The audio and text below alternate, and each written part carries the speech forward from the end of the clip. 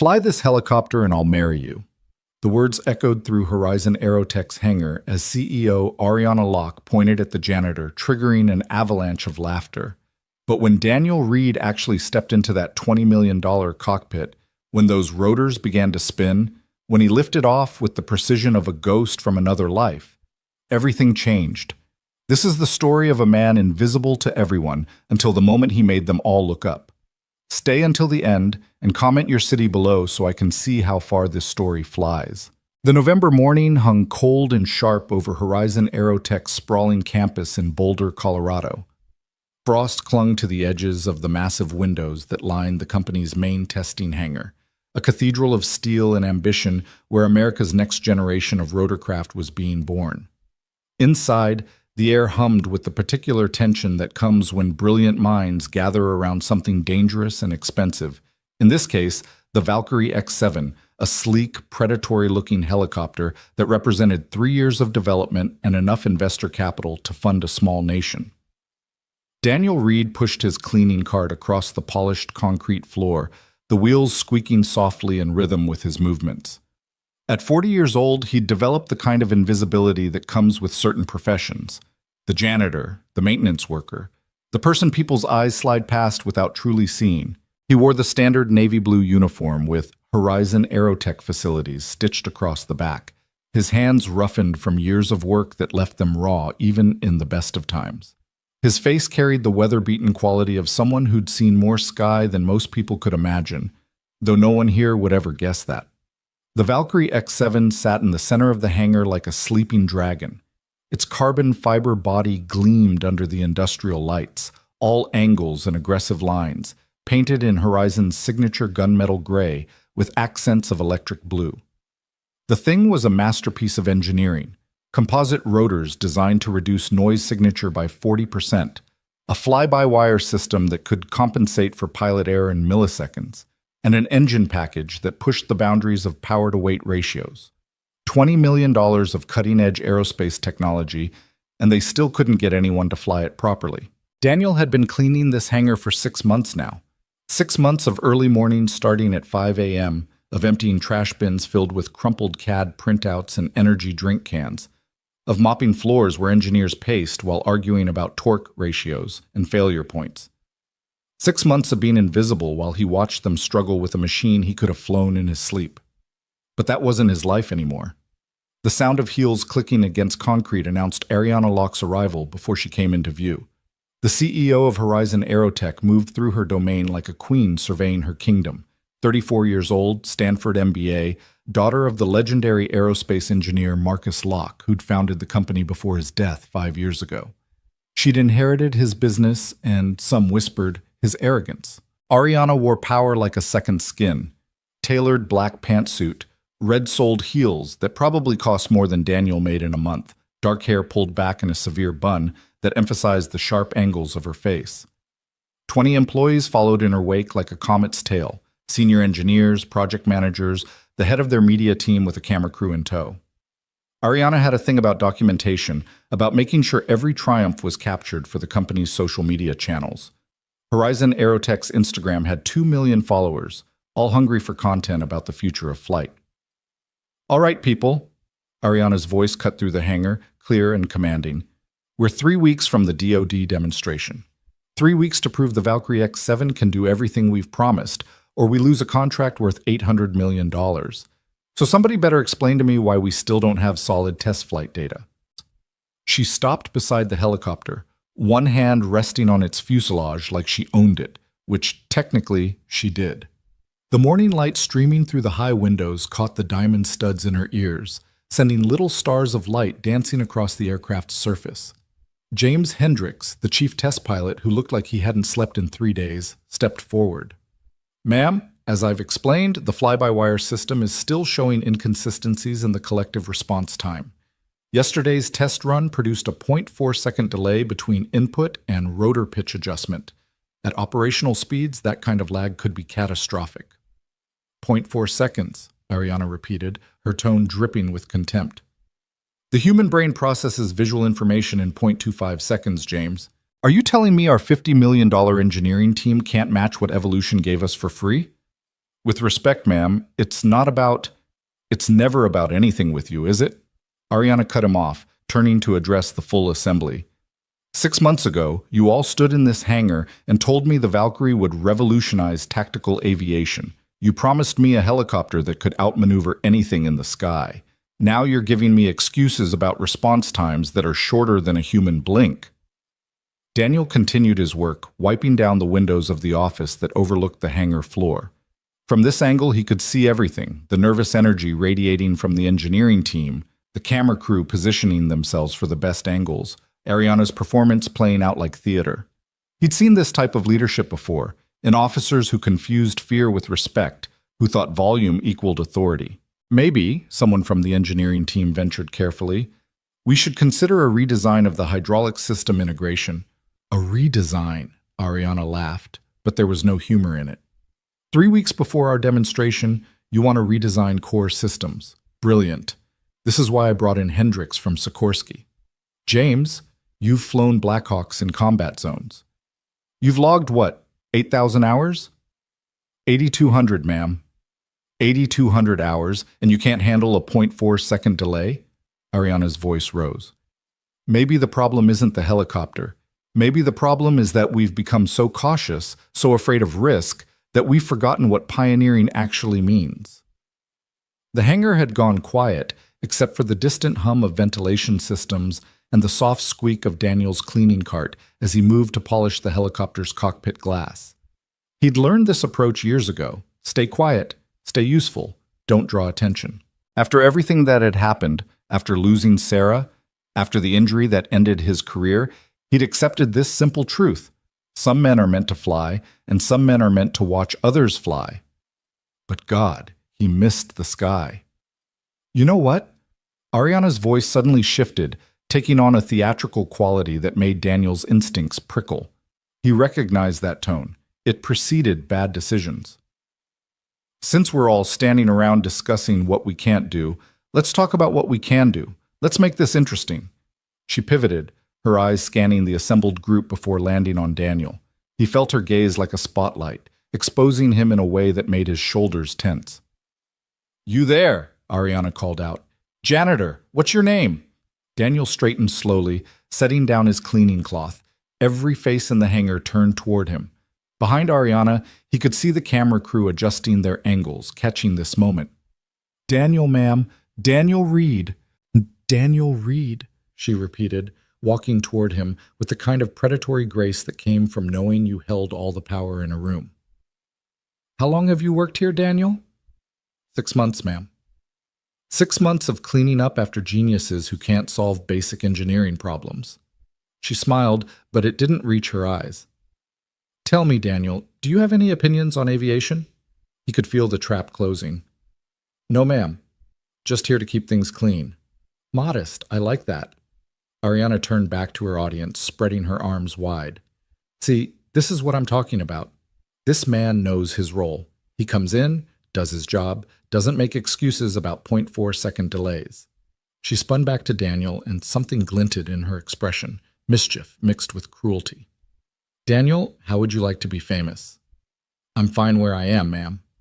Oh, come on. Don't you have dreams? Aspirations? Every American wants their 15 minutes. She gestured grandly at the Valkyrie X7. Tell you what, fly this helicopter just once around the hangar, and I'll marry you. How's that for an incentive program? Laughter erupted through the assembly. Not gentle chuckling, but the kind of explosive mirth that comes from tension being released, from the powerful making a joke at someone powerless. Phones came out immediately, capturing the moment. Daniel could already imagine the social media posts. CEO makes ridiculous bet with janitor. Billionaire's daughter promises to marry cleaning staff. Horizon Aerotech's Ariana Locke at it again. James Hendricks laughed the hardest, doubling over, his face red. Oh man, that's good. That's really good, ma'am. I'm serious, Ariana pressed, warming to her performance. Fly the Valkyrie, Daniel, and we'll set a wedding date. I'll even let you pick the venue. What do you say? Every man wants a rich wife, right? Here's your chance. The camera crew was eating it up, zooming in on Daniel's face to catch his reaction. He could feel the heat of humiliation they expected to see, the embarrassment that would make this clip go viral. CEO puts janitor in his place. Billionaire playfully mocks working class man. The algorithm would love it. But Daniel didn't flush red, didn't stammer or look away. Instead, something shifted in his expression, just for a moment, like a shadow passing across the sun. The smile that touched his lips carried a weight no one in that room could interpret, like a man remembering a joke that only he understood. "That's generous of you, ma'am," he said quietly. Ariana blinked, seemingly surprised he'd responded at all. "Well, don't you want to try? Come on, give us a show. Sit in the cockpit at least. Pretend you're a pilot." More laughter. One of the junior engineers actually had to wipe tears from his eyes. Daniel looked at the Valkyrie X7, really looked at it for the first time since walking into work that morning. He took in the aggressive rotor configuration, the angle of the tail boom, the positioning of the stabilizers. His trained eye caught things the designers had done right: the weight distribution, the clear attention to reducing vibration transfer to the cockpit.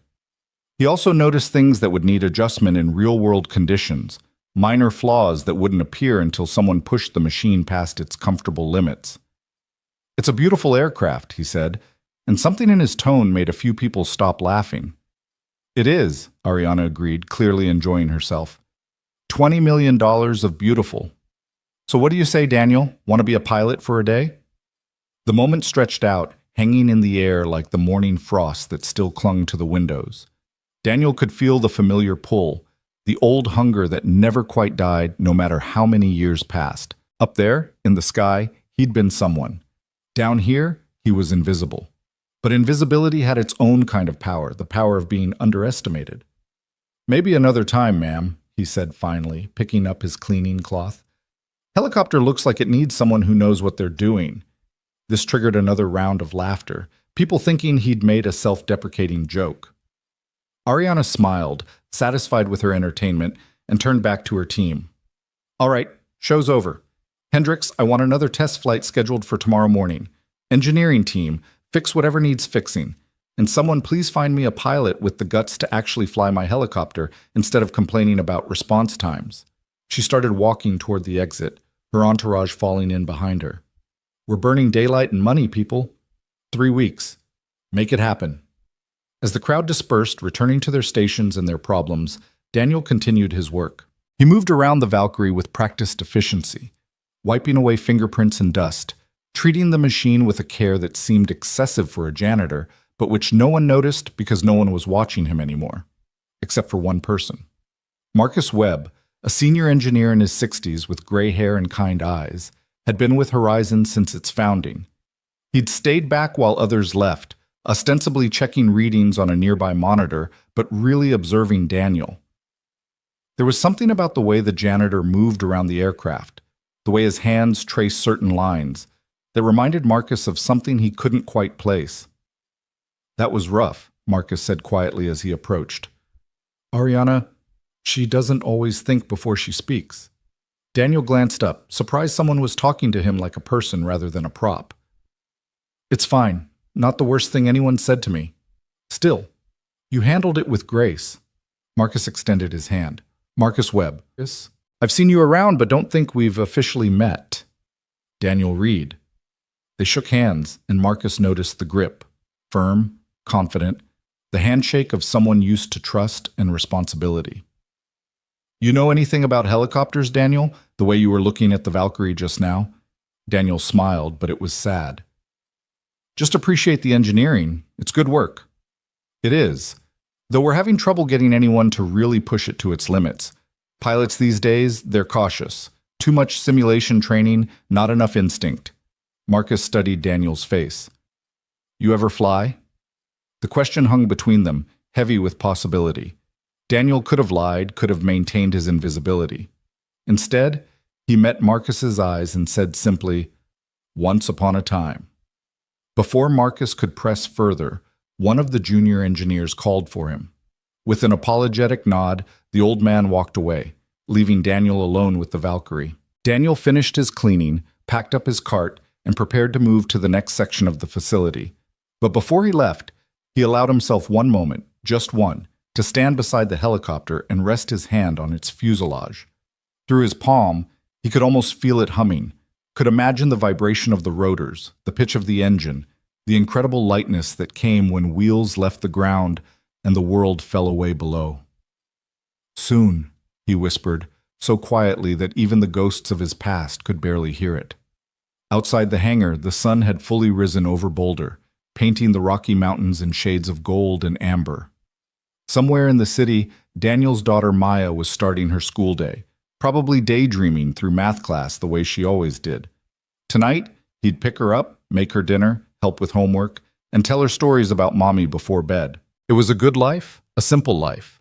The kind of life you built when the extraordinary pieces of yourself had been broken, and you'd carefully, painfully, reassembled what remained into something functional. But standing there in the hangar, surrounded by the smell of aviation fuel and hydraulic fluid, Daniel felt those broken pieces starting to remember their original shape. The video of Ariana's proposal had already been posted to Horizon Aerotech's Instagram by the time Daniel took his lunch break. He didn't have social media himself, but Marcus found him in the break room and showed him on his phone. 60,000 views already, the comments flooding in. CEO savage as always. Imagine if he actually could fly it, though. This is why we love Ariana Locke, no filter. Kind of mean, though. IDK feels uncomfortable. That janitor took it like a champ lol. Daniel scrolled through them with no expression, then handed the phone back. People always need someone to laugh at. Doesn't bother you. Should it? Daniel unwrapped the sandwich he'd packed that morning. Turkey and cheese, nothing fancy. 6 months ago, I was nobody. Today, I'm still nobody, but 60,000 people have seen my face. That's progress, right? Marcus laughed despite himself. You're an interesting guy, Daniel Reed. Most people would be furious. Most people haven't learned that fury doesn't change anything. Daniel took a bite of his sandwich, chewed thoughtfully. Besides, she's not wrong. I'm the janitor. She's the CEO. That's how the world works. The world's worked a lot of different ways for a lot of different people, Marcus said quietly. Sometimes the roles we play aren't the whole story. Daniel met his eyes again, and something unspoken passed between them. Recognition, maybe, or respect. No, Daniel agreed softly. Sometimes they're not. The rest of the day passed in its familiar rhythm. Daniel cleaned offices, emptied trash, mopped floors, reset bathrooms, all while the Horizon Aerotech machine churned around him. Engineers argued, managers scheduled meetings, the marketing team edited footage of Ariana's morning performance for maximum social media impact.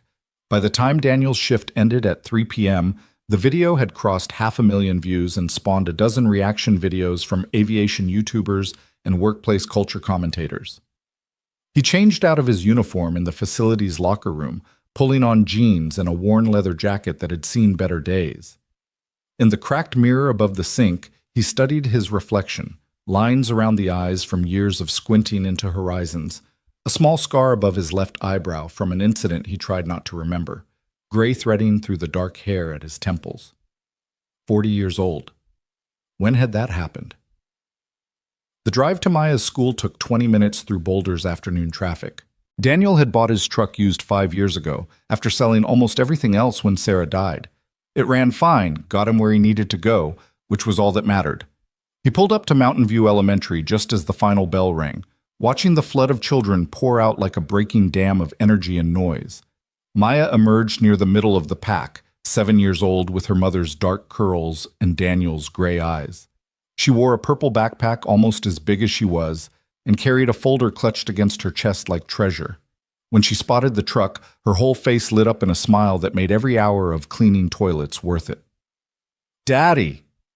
She ran over and Daniel caught her in a hug that lifted her off the ground. "Hey, Butterfly, good day?" "The best! I got an A on my science project. Mrs. Henderson said my model of the solar system was the most accurate in the class." She waved the folder at him. "Can we put it on the fridge?" "We'll put it right in the center," Daniel promised, helping her into the truck and buckling her seatbelt. "What do you want for dinner? Your choice tonight." "Pancakes. Pancakes aren't dinner food, baby." "You said my choice," Maya protested with the irrefutable logic of a 7-year-old. "I did say that," Daniel admitted, starting the truck. "Pancakes it is, but you're eating fruit with them." "Deal." They drove home to the small rental house Daniel could afford on a janitor's salary. 2 bedrooms, 1 bathroom, a kitchen where everything was slightly worn but clean. It wasn't much, but it was theirs, filled with Maya's artwork on the walls and photos of Sarah everywhere so their daughter would never forget her mother's face. While Daniel mixed pancake batter, Maya did her homework at the kitchen table, occasionally asking questions about fractions that made him remember how different childhood math had been in his generation. After dinner, pancakes with strawberries as promised, they settled on the couch for their evening ritual. 1 episode of whatever show Maya was into, followed by bedtime. Tonight, she wanted to watch a documentary about the Blue Angels she'd discovered. "Did you know they fly in formation with only 18 inches between their wings?" Maya asked, her eyes glued to the screen where FA-18 Hornets danced through the sky in perfect synchronization. 18 inches, Daddy! That's like this much! She held up her hands to demonstrate. "That's pretty close," Daniel agreed, his chest tight as he watched the jets wheel and spin. He remembered that kind of precision, the trust it required, the split-second timing where one mistake could end everything. "Do you think I could fly planes when I grow up?" Maya looked up at him with those serious gray eyes. "Mrs. Henderson says girls can do anything boys can do." "Mrs. Henderson is absolutely right," Daniel said firmly. "And you could fly anything you wanted. You're smart enough, brave enough. You'd be amazing." "Would Mommy be proud?" The question hit him like it always did, a familiar ache in a place that never quite healed. "Mommy would be so proud of you, she'd probably cry happy tears every single day." Maya snuggled closer, satisfied with this answer.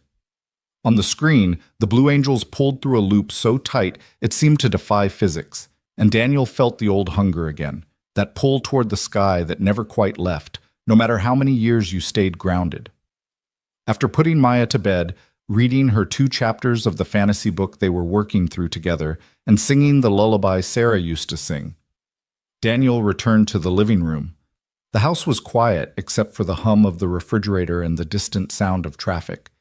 He poured himself a glass of water and stood at the window, looking out at the mountains silhouetted against the darkening sky. His phone buzzed. A text from Marcus Webb. "Videos at 2 million views. You're famous. Hope you're okay." Daniel typed back, "I'm fine. Thanks for checking." Another message. "For what it's worth, I looked you up. Or tried to. You're not easy to find, Daniel Reed." Daniel stared at those words for a long moment, then deleted them without responding. Some searches weren't meant to succeed. But as he got ready for bed, as he lay in the darkness listening to Maya's soft breathing from the room next door, Daniel knew something had shifted. Ariana Locke had meant to humiliate him, to use him as entertainment, to reinforce the hierarchy that kept people in their places. She'd laughed at the janitor, and the internet had laughed with her. What none of them understood was that Daniel Reed had stopped caring about being laughed at around the same time he'd learned that respect wasn't given. It was earned, often in ways invisible to those who'd never had to fight for it. The Valkyrie X-7 needed someone to fly it. Someone brave enough, skilled enough, crazy enough to push it past comfortable limits and find out what it could really do. Ariana had no idea how right she'd been when she pointed at him and said those words. And tomorrow morning, when he returned to that hangar, when he pushed his cleaning cart past all those engineers who'd laughed, Daniel would still be invisible. But not for much longer. The sky was waiting, and the sky never forgot its own. The next morning arrived cold and sharp, the kind of November dawn that made breath visible and turned the mountains into jagged silhouettes against a lightning sky. Daniel dropped Maya at school with their usual ritual, a hug, a promise to pick her up on time, and a reminder to be brave even when math got hard. As he drove toward Horizon Aerotech, he felt something stirring in his chest that he hadn't felt in years, something dangerous and familiar all at once. The parking lot was already half full when he arrived, engineers and technicians starting early to solve problems that had festered overnight. Daniel parked in his usual spot far from the main building, the place where facility workers were expected to keep their aging vehicles away from the sleek Teslas and BMWs that marked executive territory. He sat in his truck for a moment, hands on the steering wheel, staring at the massive hangar that dominated the campus. Inside that building was the Valkyrie X-7. Inside that building, Ariana Locke was probably already holding court, pushing her team toward an impossible deadline. And inside that building, something was about to change in ways none of them could anticipate. Daniel grabbed his thermos of coffee and headed in. The facility's office was a cramped room near the loading docks where the cleaning crew gathered each morning to receive assignments. His supervisor, a tired-looking woman named Carol, who'd worked at Horizon for 15 years, handed him his checklist without much ceremony. Main hangar, executive offices, and the engineering wing, she said. Rodriguez called in sick, so you're covering his areas too. No problem.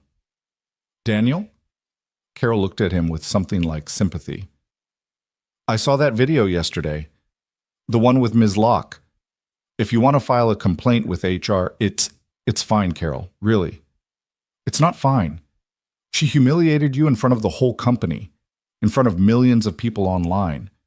Carol's mouth pressed into a thin line. I know you need this job, but you have rights. Daniel smiled, touched by her concern.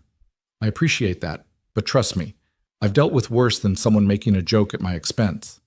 Carol didn't look convinced, but she nodded.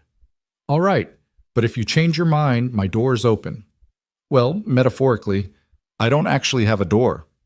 He made his way to the main hangar, pushing his cart through corridors that hummed with the early morning energy of a company racing against deadlines. Through windows, he could see engineers already clustered around computer screens, gesturing animatedly at simulations and data readouts. The pressure was mounting, and everyone could feel it. The hangar doors were open when Daniel arrived, and what he saw inside made him stop in his tracks.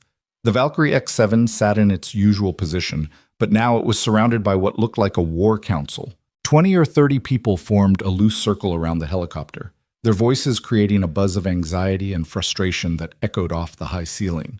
At the center stood Ariana Locke, still dressed in yesterday's power suit, like maybe she hadn't gone home at all, her expression carved from stone. James Hendricks, the chief test pilot, stood apart from the main group with his arms crossed defensively.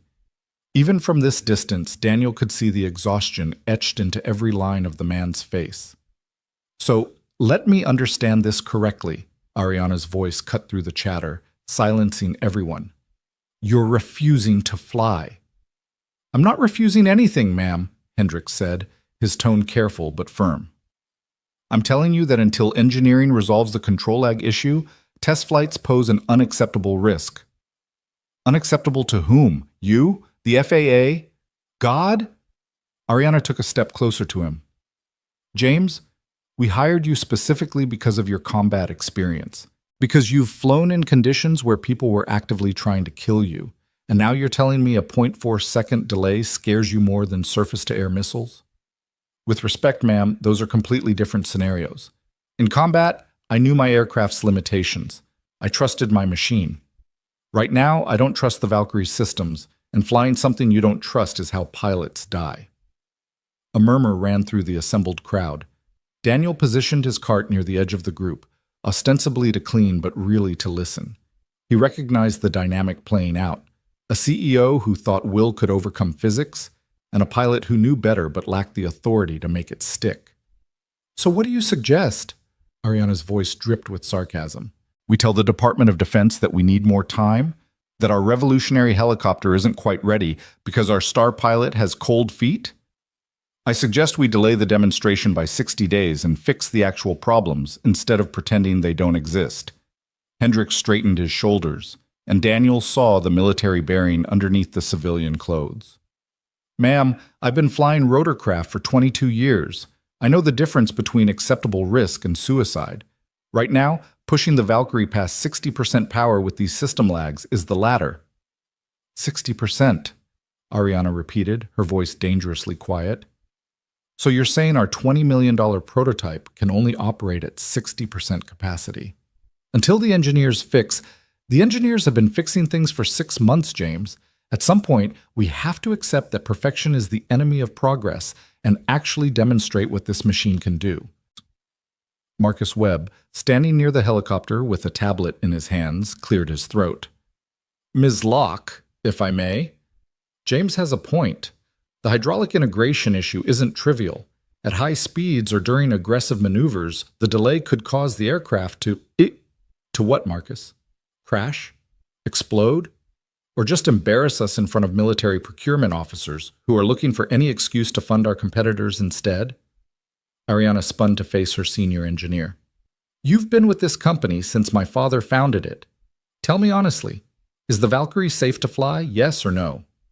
Marcus hesitated, and in that hesitation, Daniel saw the whole tragedy of the situation.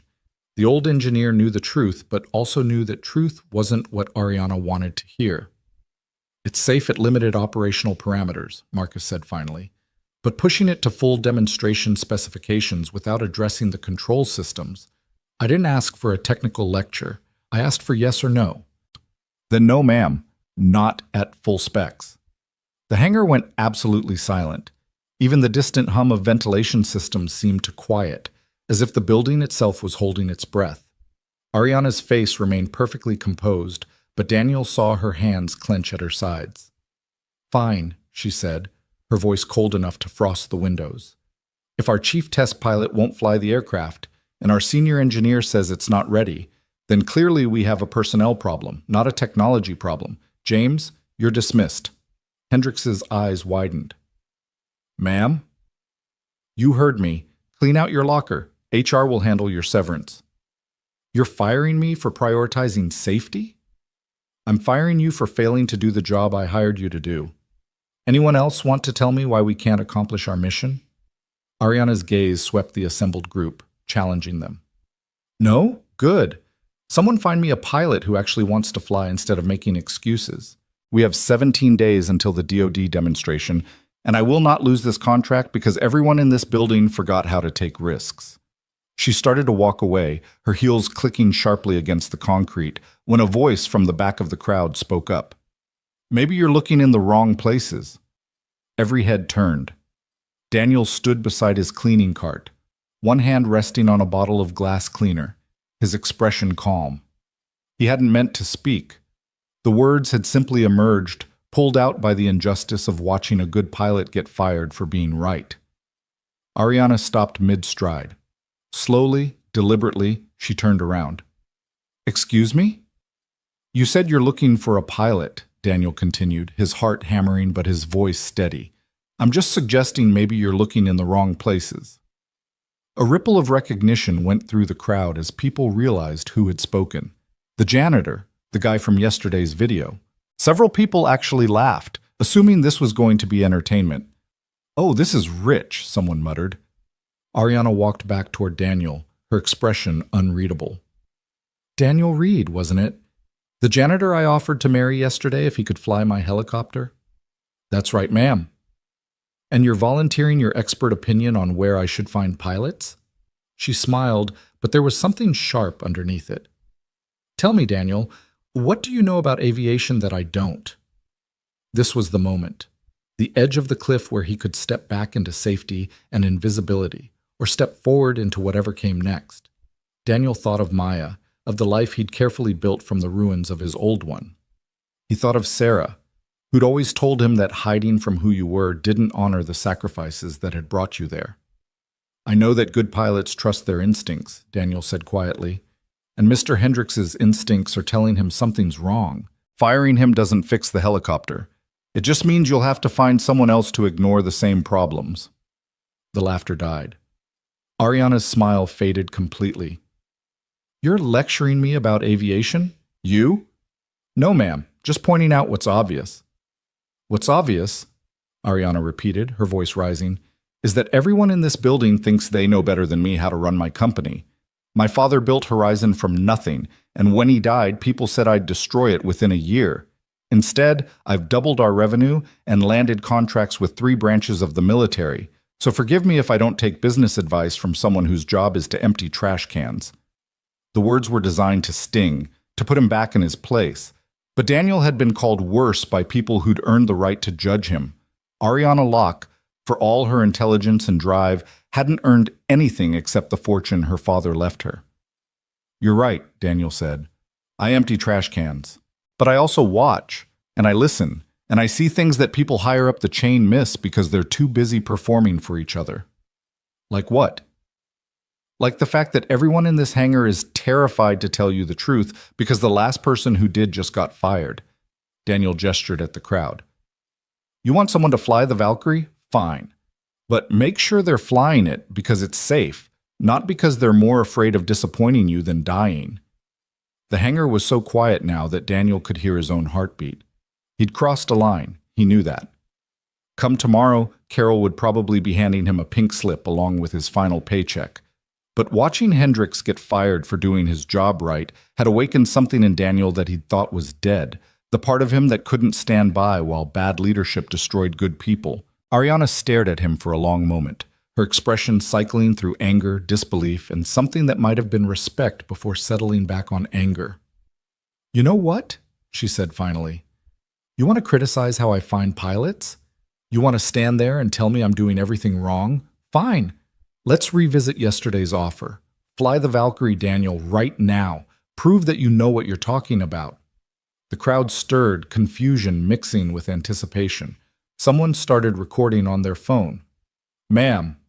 Marcus started to intervene, but Ariana held up a hand. "No, I'm serious. Daniel here thinks he understands aviation better than our chief test pilot. So let's test that. Get in the cockpit, start the engine, and show us what you know." She moved closer to him, close enough that he could see the exhaustion behind her eyes, the desperation driving her. Unless, of course, you were just talking, which seems likely for someone whose expertise is in cleaning supplies.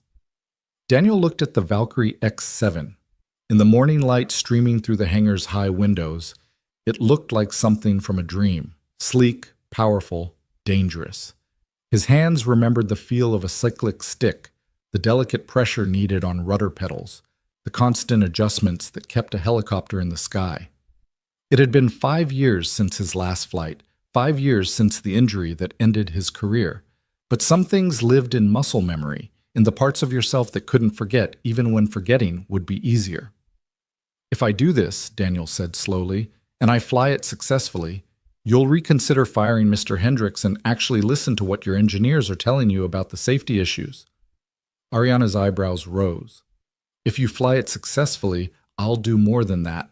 I'll keep my original promise. We'll pick a wedding date."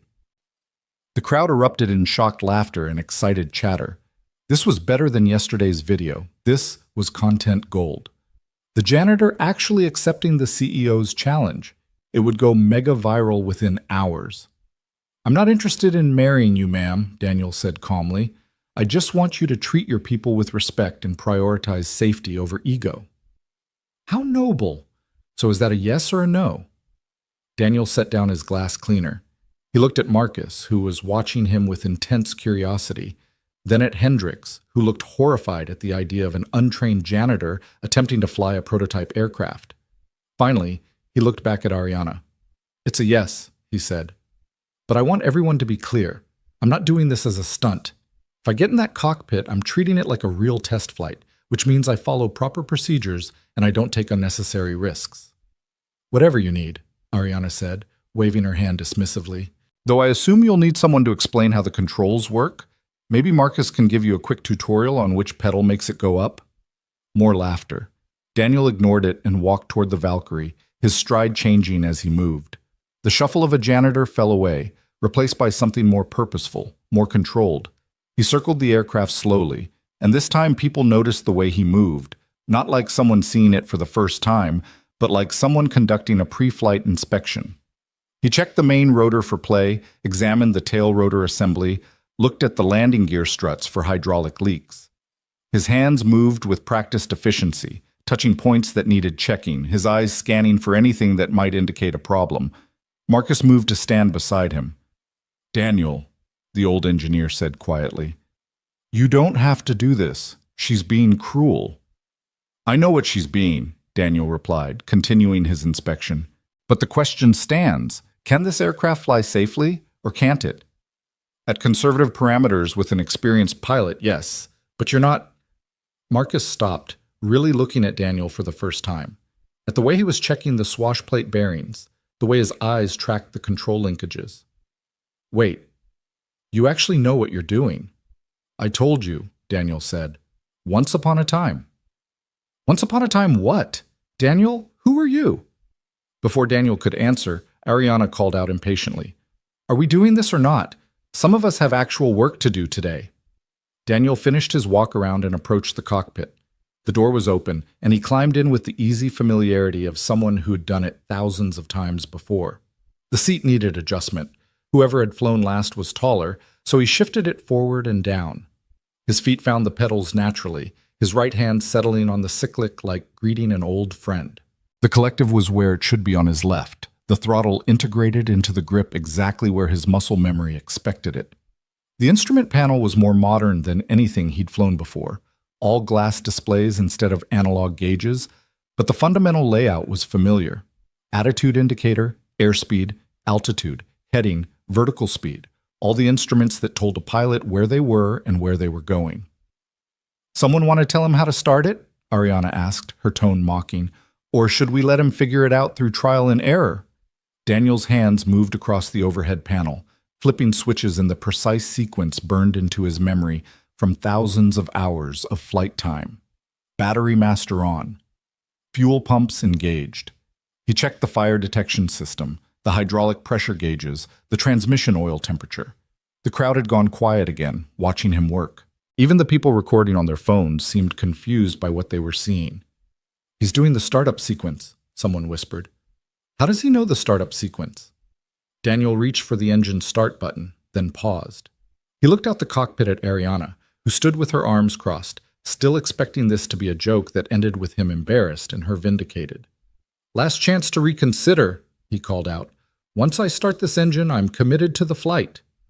"By all means," Ariana gestured grandly. "Commit away." Daniel pressed the start button. The Valkyrie's turbine began to wind up, the whine building from a whisper to a scream as the engine came to life. The main rotor started turning slowly, heavy blades cutting through the morning air with a distinctive whop, whop, whop that echoed through the hangar. People backed away instinctively as the rotor wash began to pick up, papers scattering, hair whipping. Daniel watched his instruments carefully, monitoring temperature, pressure, RPM, everything climbing smoothly into the green. The helicopter shook slightly as systems came online, the vibration familiar and almost comforting. He let the engine stabilize, let the transmission oil come up to operating temperature, following the procedures that had been drilled into him over decades of flying. Through the windscreen, he could see Ariana's confident expression starting to crack, uncertainty creeping in around the edges. Marcus ran up to the cockpit, shouting over the noise, "Daniel, seriously, what's going on? You can't just fly a prototype helicopter without training." "I'm not without training," Daniel shouted back. "Marcus, I need you to clear the hangar, get everyone back to a safe distance. But please trust me." Something in Daniel's eyes must have convinced him. Marcus stumbled back, waving his arms, shouting for people to clear out. The crowd retreated toward the hangar walls, though no one left. This was too good to miss. Ariana remained in the center of the open space, refusing to move, as if acknowledging the danger would mean admitting she'd misjudged the situation. Daniel increased the collective slowly, feeling the Valkyrie's response. The skids lifted slightly off the concrete, just an inch, testing the aircraft's balance. The control lag that Hendricks had complained about was there, a tiny delay between his input and the helicopter's reaction, but nothing that couldn't be compensated for with proper technique. He brought it back down gently, then tried the cyclic, nudging the aircraft forward and back, feeling how it wanted to move. The tail rotor responded crisply to pedal inputs, the heading holding steady. Despite the control system issues, the Valkyrie was beautifully balanced, the engineering fundamentally sound. "All systems green," he said to himself, checking the displays one more time. Transmission temp normal. Engine parameters nominal. Hydraulic pressure good. He glanced at Ariana, who was still standing there, her expression now frozen somewhere between shock and dawning realization. "Ma'am," Daniel called out, "I strongly suggest you step back." She didn't move. Pride, stubbornness, or simple disbelief kept her rooted in place. "Your choice," Daniel muttered. He pulled in more collective, added throttle, and felt the Valkyrie leave the ground for real this time. The skids rose smoothly, 3 feet, 6 feet, 10 feet. The helicopter hung in the air above the hangar floor, perfectly balanced in a hover that would have been impressive in any aircraft, but was remarkable in a prototype being flown for the first time by someone they thought was just a janitor. The rotor wash blasted outward, strong enough now to make Ariana finally stumble backward. her perfectly styled hair whipping into chaos. She raised a hand to shield her face, her expression cycling rapidly through emotions Daniel couldn't read from this height. He held the hover, making small corrections with practiced ease, feeling the Valkyrie's personality. Every helicopter had one.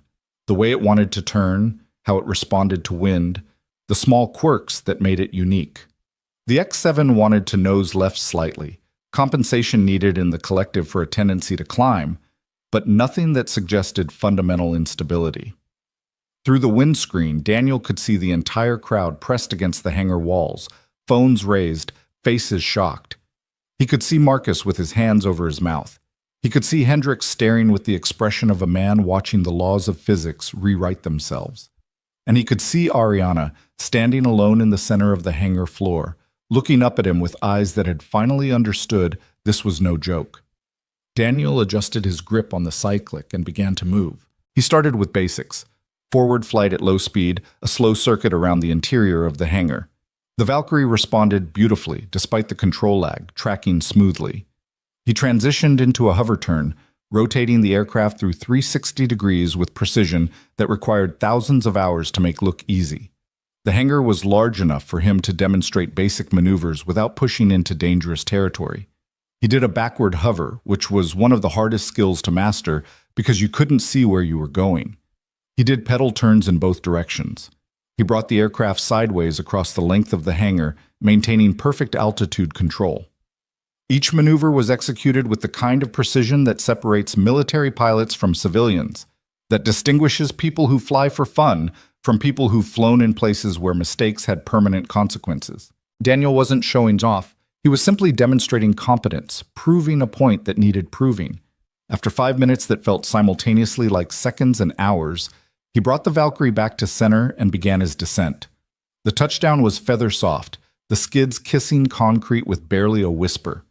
Daniel rolled the throttle back, wound down the engine, and watched the rotors slow gradually from a blur to individual blades, then to stillness. In the sudden silence that followed, no one moved. No one spoke. The only sound was the tick of cooling metal and the hammer of Daniel's heartbeat in his ears. He completed the shutdown checklist with the same methodical care he'd used for startup, making sure every system was properly secured. Only then did he unbuckle, open the cockpit door, and climb out. His legs were steadier than he'd expected after 5 years away from the cockpit, his body remembering how to handle the adrenaline that always came with flight. The crowd remained frozen as Daniel walked across the hangar floor toward Ariana.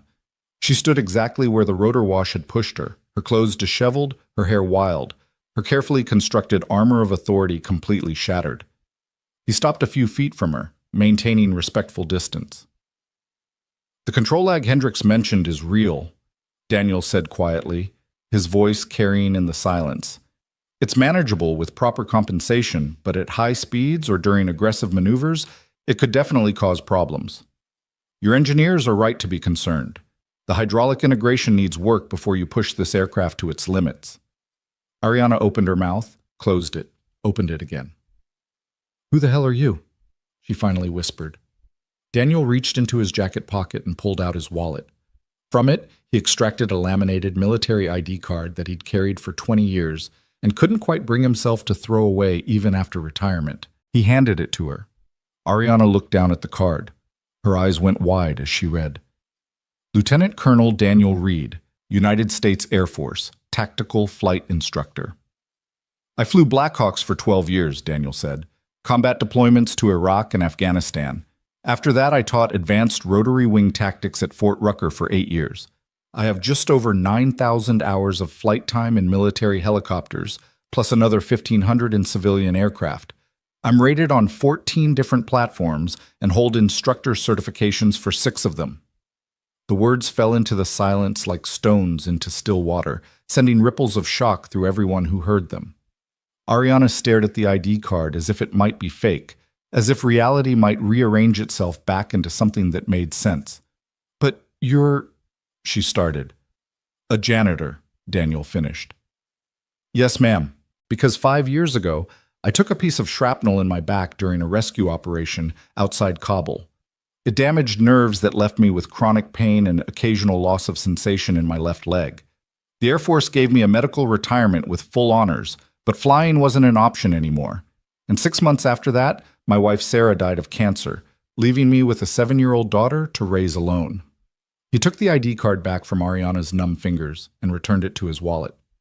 I took this job because it pays enough to cover rent and Maya's school supplies, because the health insurance helped with my medical bills, and because I didn't want to be around aviation anymore.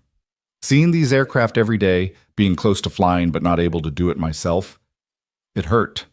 But it was honest work that let me be home for my daughter, and that was all that mattered. Marcus had moved closer during this speech, tears streaming unashamedly down his weathered face. Around them, the assembled crowd stood in various states of shock, shame, and dawning understanding. "You flew combat missions," Ariana said, her voice barely audible. "You saved lives. You taught others to fly. And I called you. I said you. You didn't know," Daniel said simply. "How could you? I'm wearing a janitor's uniform. I push a cleaning cart.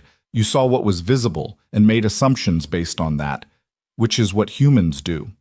"The problem wasn't the assumptions, ma'am. The problem was using those assumptions to humiliate someone for entertainment." Ariana's face had gone pale. She looked around at the phones still recording, at the faces watching her, and seemed to fully comprehend what had just happened. Not just in this hangar, but captured on video that would spread across the internet like wildfire. "I need to sit down," she said faintly. Marcus rushed to get her a chair. Someone else brought water. The crowd began to murmur, conversations breaking out as people processed what they'd witnessed. Daniel heard fragments. "Holy shit! Did you see that landing? 9,000 hours. Combat pilot." Hendricks approached, his expression complex. "Colonel Reed, sir. That was... I don't even have words. Just Daniel is fine, and you were right about the control systems. That lag is going to bite someone at high speeds. But you compensated for it like it was nothing. Years of practice compensating for much worse problems in much worse conditions." Daniel managed a tired smile. "But that doesn't mean it's safe for operational use, especially not for civilian pilots who haven't spent a decade learning to adapt to failing systems in combat zones." Ariana looked up from her chair, her face haggard. "I fired James for telling the truth. I was going to risk demonstrating an unsafe aircraft rather than admit we needed more time.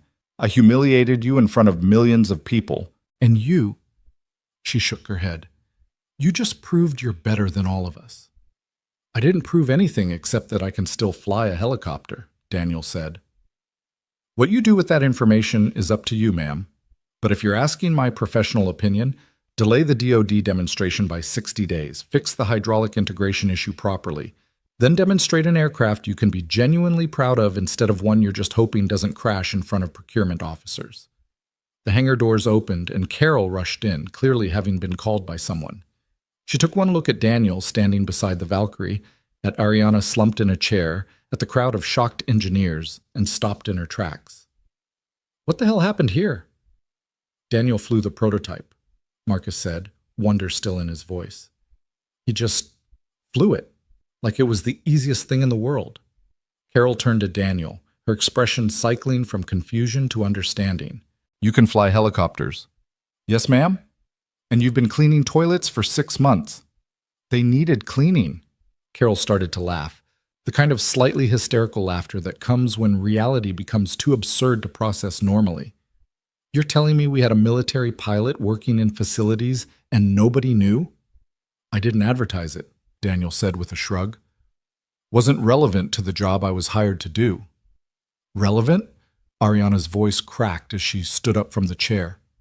"Daniel, you could have been testing our aircraft this whole time. You could have been helping us solve these problems. Instead, you were mopping floors while we struggled to find qualified pilots." "You never asked," Daniel said simply. "You saw a janitor, and that was all you needed to see, which, again, I understand. But it's a reminder that people contain multitudes, ma'am. The person emptying your trash might be a combat veteran. The person serving your coffee might have a PhD. The dignity of their current work doesn't diminish what they've accomplished before or what they're capable of now." The silence that followed was different from before. Not shocked, but contemplative. Around the hangar, people were looking at each other differently. perhaps wondering what stories they'd overlooked, what capabilities they'd dismissed. Ariana walked slowly to the Valkyrie and placed her hand on its fuselage, the same way Daniel had done the day before. When she spoke, her voice was quiet but clear. I need to apologize. Not just to you, Daniel, but to everyone. To James, who I fired for doing his job correctly. To our engineering team, who I've been bullying instead of supporting. To every person who works for this company who I've treated as less important because of their role rather than their humanity. She turned to face the crowd. My father built Horizon on the principle that innovation requires respect. Respect for the work, respect for the science, and respect for the people doing both. Somewhere along the way, I forgot that. I got so focused on success that I stopped caring about how we achieved it. She looked at Daniel. I made a joke about marrying you if you could fly my helicopter. Obviously, that was inappropriate and demeaning, but I did make a promise, and I'd like to keep at least part of it, if you'll allow me. Stay after we're done here. Let's talk about how you might actually contribute to this project in a meaningful way. I have to pick up my daughter from school at 3, Daniel said. Then we'll talk before 3, please. Daniel considered, then nodded. All right. Ariana raised her voice to address everyone. This demonstration is over. I want the engineering team to compile a complete report on all outstanding issues with the Valkyrie, no matter how minor. James, if you're willing to stay, I'd like to reinstate you and hear your full recommendations.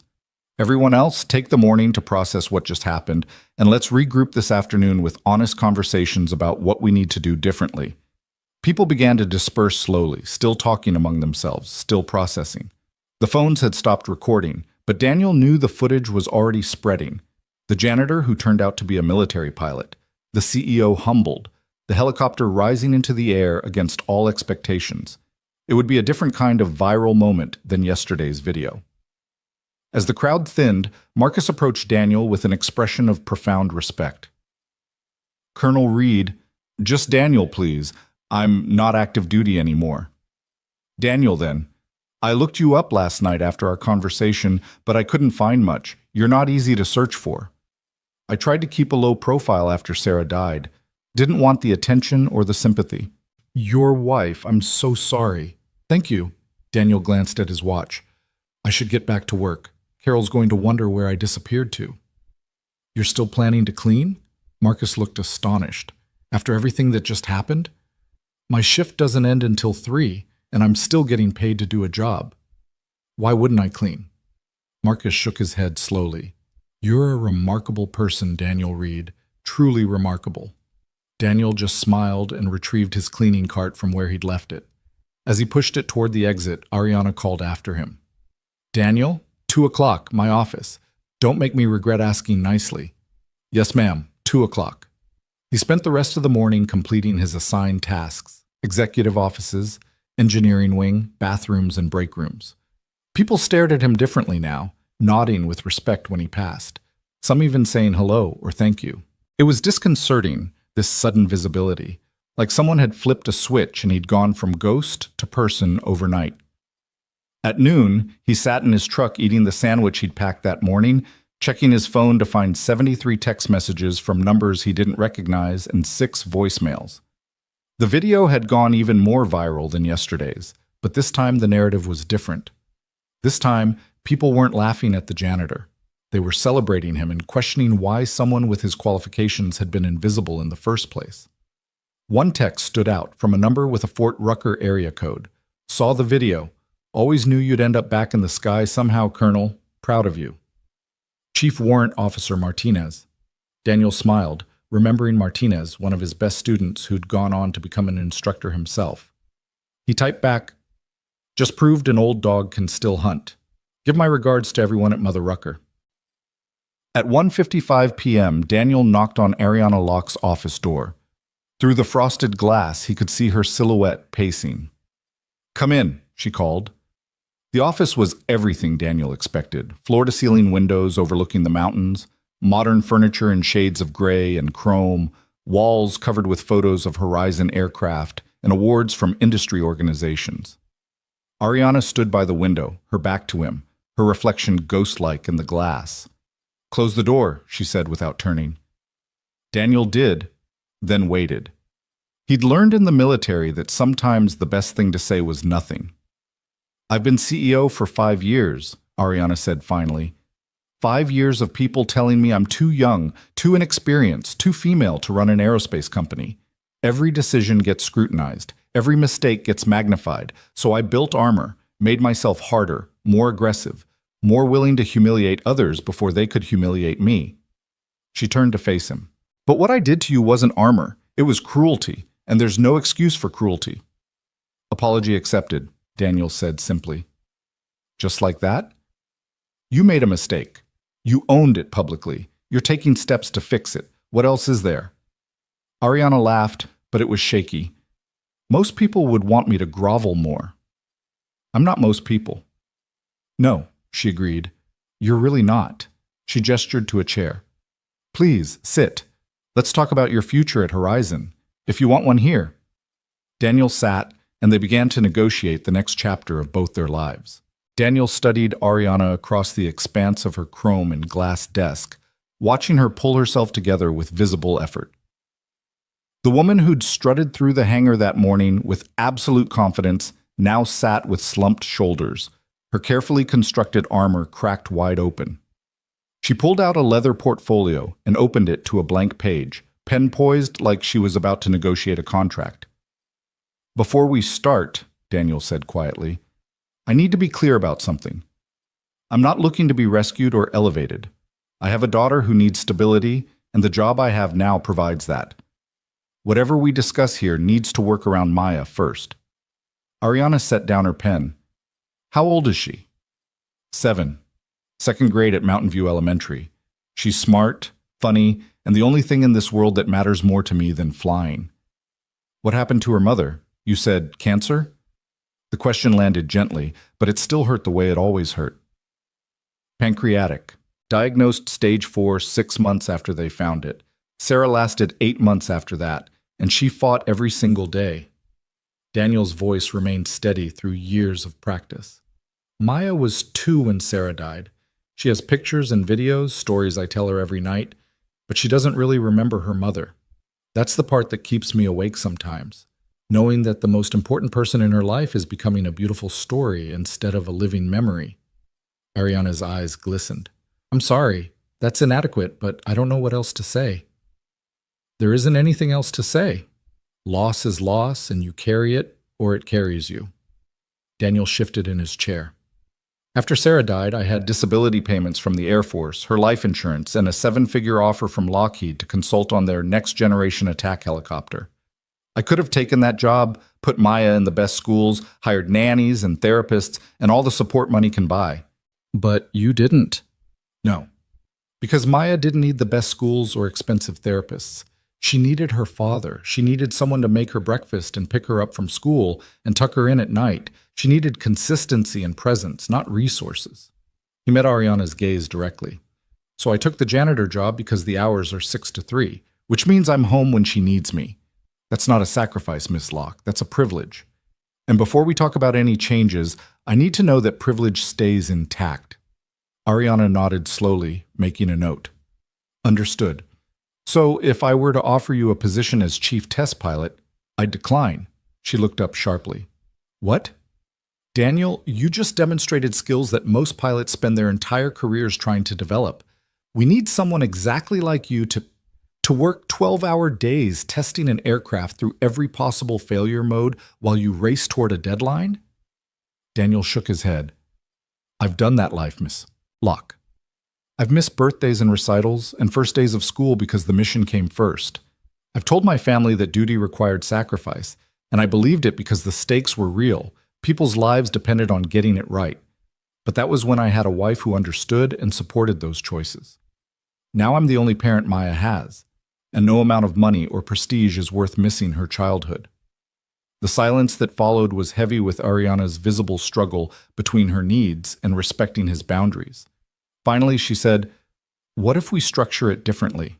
Flexible hours, primarily consulting rather than active testing, the ability to work from home when needed." "Why do you want me here at all?" Daniel asked. "You have qualified pilots. James Hendricks is excellent, And if you treat him with respect instead of contempt, he'll help you build something remarkable. You don't need me. But I do, Ariana insisted, leaning forward. Daniel, what happened this morning? That wasn't just about flying. You diagnosed the problem, understood the human dynamics, and demonstrated leadership without ever raising your voice or pulling rank.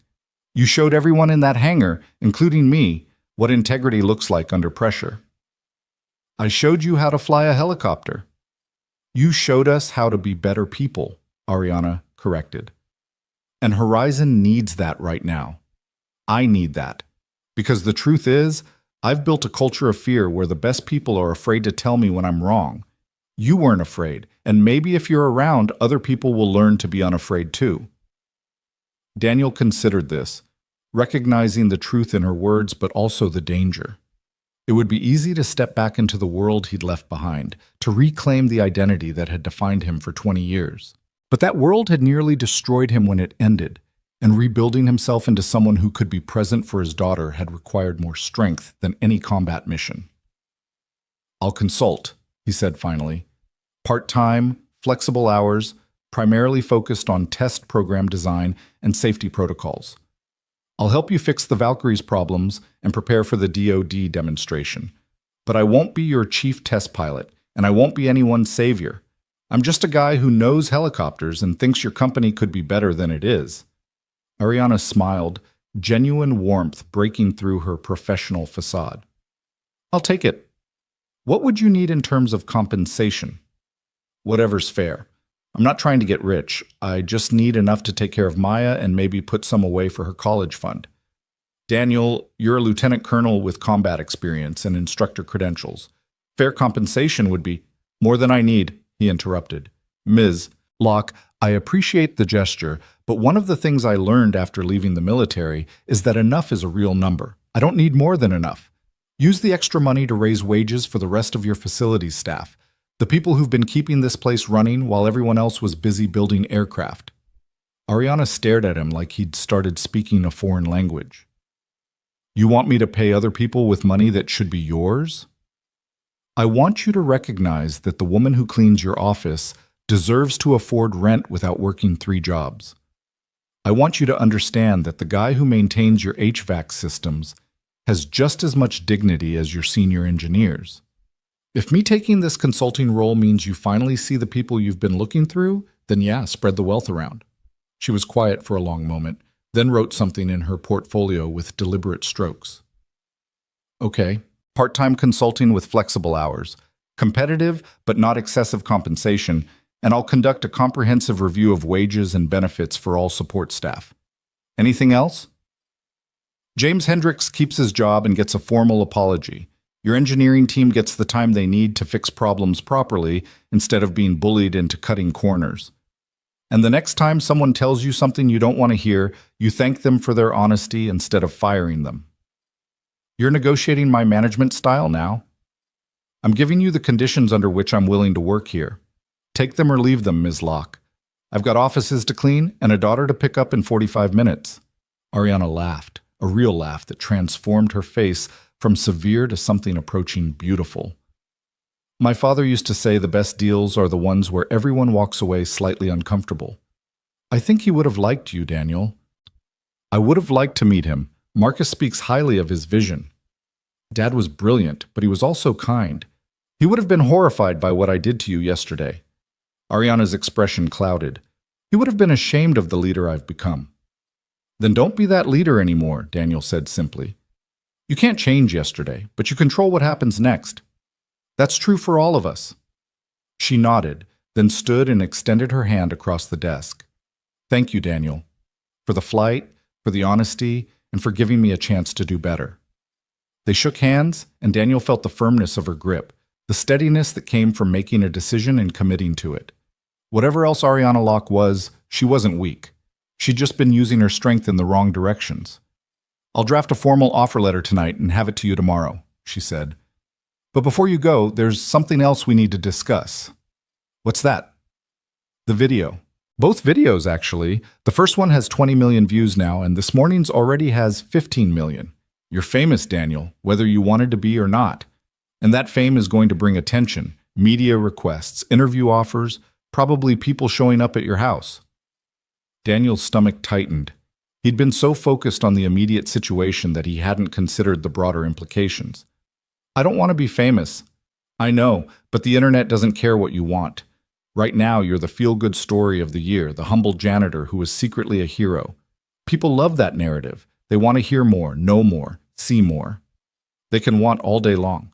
I'm not interested in performing my life for strangers. I respect that, but I also want to offer you resources to handle what's coming. Horizon has a PR team that can help manage media requests, security consultants who can help protect your privacy, legal support if anyone tries to exploit your story. You don't have to accept, but the offer stands. Daniel thought of Maya, of reporters potentially approaching her at school, of strangers recognizing him at the grocery store. His anonymity had been armor, and now that armor was gone. I'll think about it, he said. But right now, I need to pick up my daughter and explain why her dad is suddenly on the internet. Ariana walked him to the door. For what it's worth, I think Maya is very lucky. A lot of fathers would have used their skills and credentials to climb back to the top, even if it meant sacrificing time with their kids. You chose differently. It wasn't really a choice, it was just being a parent. He left her office and walked back through the facility, keenly aware of how different the hallway felt. People who'd never made eye contact before now nodded respectfully. A woman from accounting actually stopped him to say thank you, though for what she didn't specify. The invisible man had become suddenly, uncomfortably visible. Carol was waiting by his locker in the facilities office. So, what happened? I'm going to be a part-time consultant, help them fix their test program, improve safety protocols, flexible hours so I can still be there for Maya. That's wonderful, Daniel. You deserve... She stopped, looking at his expression. You're not happy about it. I'm grateful for the opportunity. I'm glad Ariana is willing to make changes. But Carol, I liked being invisible. I liked coming to work, doing my job, going home to my daughter. Simple, uncomplicated. Now everything's complicated again. Carol sat down on the bench beside the lockers. You know what I think? I think you've been hiding. Not from other people, but from yourself. You loved flying, loved the military, loved being Lieutenant Colonel Daniel Reed. When you lost that, when Sarah died, you decided the safest thing was to become someone completely different. But you can't unbecome who you are, Daniel. It doesn't work that way. I'm not trying to unbecome anything. I'm just trying to be a good father. And you are. The best. But maybe, and I say this with love, maybe Maya needs to see all of who her father is. Not just the guy who makes pancakes and helps with homework, but the man who flew combat missions and saved lives and can make a $20 million helicopter dance like it's weightless. Daniel sat down beside her, suddenly tired. What if I fail? What if I get back into that world and discover I can't do it anymore? The injury, the time away, the fact that my instincts might not be as sharp as they were. Then you fail, and you learn, and you try again. That's what you'd tell Maya, isn't it? That failure is just part of trying. She was right, of course. Daniel had given Maya that exact speech when she'd been afraid to audition for the school play, terrified of not getting a part. He told her that brave people aren't the ones who never feel fear. They're the ones who do it anyway. When did you get so wise? He asked. I've been cleaning up other people's messes for 15 years. You learn things about human nature. Daniel checked his watch. I need to get Maya. But Carol, thank you. For checking on me this morning, for being someone who saw me as a person before you knew anything about my past. That mattered more than you know. That's because I'm brilliant, Carol said with a wink. Now go get your daughter. And Daniel, whatever happens next, you've got people in your corner. Don't forget that. The drive to Mountain View Elementary was familiar and comforting, the route so ingrained that Daniel could have driven it in his sleep. He parked in his usual spot and waited with the cluster of other parents, most absorbed in their phones. A few looked up at him with recognition, and he realized the video had spread far enough that even random parents at his daughter's school had probably seen it. Excuse me, a woman approached tentatively. Are you the helicopter guy? I'm Maya Reed's father, Daniel said carefully. Right, of course. I just wanted to say, my dad was in the Air Force too. What you did today, standing up for yourself with dignity, it meant a lot to see that. Thank you." Before Daniel could respond, the school bell rang and children flooded out. Maya appeared in her usual spot, purple backpack bouncing, but today she was surrounded by a cluster of other kids all talking excitedly. When she spotted Daniel, she ran over with an expression he couldn't quite read. "Daddy, everyone at school is saying you're famous. They say you flew a helicopter and you were in the Army and you're on the internet." "Air Force, not Army. And yes, something happened at work today that got recorded and shared online." "Can I see?" Maya's eyes were huge with excitement. "Let's talk about it at home, Butterfly. Come on." In the truck, Maya was unusually quiet, and Daniel could see her processing something big. Finally, as they pulled into their driveway, she said, "Were you really a pilot? Like the Blue Angels?" "Different kind of pilot. I flew helicopters, not jets. And yes, I did that for a long time before you were born." "Why didn't you tell me?" The question was fair and hurt more than Daniel had expected. "Because it was complicated, baby. After Mommy died, I had to stop flying because I got hurt. And it made me sad to think about, so I tried not to think about it at all. I should have told you. I'm sorry." Maya was quiet for another moment, then said, "Were you happy when you were flying?" "Yes, very happy." "Are you happy now?" Daniel looked at his daughter's serious face and felt his heart crack open. "I'm happy because I have you. But you're right that I've been sad about other things. Sometimes adults don't do a good job of dealing with their feelings, and we hide parts of ourselves because we think it will hurt less. But all it does is make us smaller. Mrs. Henderson says we should be our whole selves, not just the parts we think people will like." Mrs. Henderson is very smart, and yes, that's true. I've been trying to be just one part of myself, just your dad, because I thought that would be enough. But maybe I need to be all the parts, the dad and the pilot and the person who misses flying and the person who's building a new life, all of it together. Maya nodded sagely, then brightened. "Can you teach me to fly when I'm older?" "If that's what you want, absolutely." "And will you tell me stories about when you were in the Air Force? Real stories, not just the sad ones about Mommy?" "I will. I promise."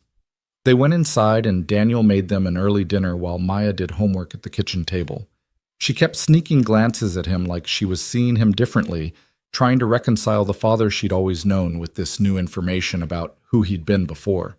It reminded Daniel that children are constantly rewriting their understanding of the world, incorporating new data, adjusting their mental models of reality. After dinner, Maya wanted to see the video. Daniel hesitated, then pulled it up on his phone. The two of them crowded together on the couch. They watched the helicopter rise into the air, watched it hover and turn and move with precision that made Maya gasp. "That's really you flying? That's really me. You're really good, Daddy." "Thank you, Butterfly." They watched in silence as the video showed the landing, the reveal of Daniel's military ID, Ariana's shocked expression. When it ended, Maya looked up at him with something like awe. "You're kind of like a superhero." Daniel laughed despite himself. "I'm not a superhero, I'm just someone who learned to fly helicopters and tried to do it well." "Superheroes always say stuff like that," Maya insisted.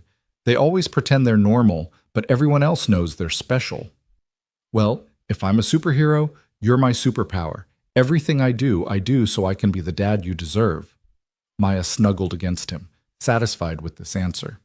They watched 2 episodes of her current favorite show. Then Daniel carried her to bed, even though she was probably too old for that. He read their book, sang the lullaby, and kissed her forehead. "Daddy," Maya said as he was leaving, "I'm glad people know you're special now. I always knew, but it's good that other people know too." "I love you, Maya Reed." "Love you more."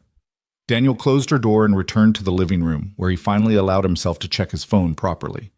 The messages had multiplied. 149 unread texts, dozens of missed calls, voicemails from numbers he didn't recognize, and several he did. News outlets requesting interviews. A production company wanting to discuss a documentary. Former Air Force colleagues reaching out to say they'd seen the video. And buried in the middle, a text from a blocked number that just said, "You always did know how to make an entrance, sir. Glad you found your way back to the sky." Daniel stared at that message for a long time, trying to place the voice behind the words. The phrasing suggested someone who'd served under him, but the block number made identification impossible. It could have been any of the hundreds of pilots he'd trained over the years, any of the crew members he'd flown with, any of the soldiers whose lives had intersected with his in those intense years when flying was everything. He was about to set the phone down when it rang, displaying a number with a DC area code. Against his better judgment, Daniel answered. "Lieutenant Colonel Reed?" The voice was crisp, professional, military. "Just Daniel Reed now. Who's calling?" "Major General Patricia Hawkins, Air Force Personnel Center. I apologize for calling so late, but after seeing today's video, I felt it was important to reach out personally." Daniel's back straightened automatically, old instincts kicking in. "General Hawkins, what can I do for you?" "Actually, Colonel, I'm calling to discuss what the Air Force can do for you. Your medical retirement was processed 5 years ago with a 70% disability rating due to nerve damage and chronic pain. However, medical review boards are constantly reassessing cases as treatment options improve. I've been looking at your file, and I'm wondering if you'd be interested in a medical reevaluation." The words hit Daniel like a physical blow. "You're saying I might be able to fly again? Officially?" "I'm saying it's worth exploring. The video shows none of the physical limitations that were cited in your retirement paperwork. Obviously, you'd need to undergo a full evaluation at Wright-Patterson Medical Center, but if the nerve damage has healed more than initially projected, there's a possibility of returning to active duty status, or, at the very least, being cleared for civilian aviation." Daniel sat down heavily on the couch. "Why would you do this? Why reach out now?" "Honestly, because the Air Force needs experienced rotary wing instructors, and you were one of the best we ever had. But also because watching that video reminded me why I joined the military in the first place. To work with people who have integrity, skill, and the courage to do what's right even when it's hard. You demonstrated all three today, Colonel Reed." "I have a daughter, General, a 7-year-old who needs me present, not deployed halfway around the world." "I understand. And if you were to return to active duty, we could discuss assignment options that prioritize stability, instruction positions at Fort Rucker, test pilot school, administrative roles. The Air Force has learned that retaining experienced personnel sometimes means being flexible about how we utilize them." Daniel's mind was racing. The possibility of flying again, officially, with the full resources and respect of the Air Force behind him, it was everything he thought he'd lost forever. But it was also dangerous, a door back to a life that had nearly consumed him. "I need time to think," he said finally. "Of course. Take all the time you need. I'll have my office send you formal information about the medical review process. No pressure, no obligation. But Colonel Reed, you should know that a lot of people saw what you did today and were reminded of why they fell in love with aviation in the first place. That matters. You matter. Don't forget that." After the call ended, Daniel sat in the quiet house, listening to the hum of the refrigerator and the distant sound of traffic. In the span of 24 hours, his carefully constructed life had been completely upended. The invisible janitor had become a viral sensation. The grounded pilot had been offered a path back to the sky. The man who'd chosen stability over ambition was now facing choices that could change everything. His phone buzzed again. This time it was Marcus Webb. "Media is camped outside the facility. Ariana has security preventing anyone from approaching employees, but you should be prepared for them to track you down. Stay safe and call if you need anything." Another message from James Hendricks. "Colonel, I owe you an apology. When you were just the janitor, I laughed along with everyone else. That was wrong. I'd be honored to work with you on fixing the Valkyrie. Thank you for standing up for safety and for reminding me what real leadership looks like." And finally, a message from Ariana herself. "I've been thinking about what you said regarding dignity and respect. Tomorrow morning, I'm calling an all-hands meeting to announce changes to compensation and company culture.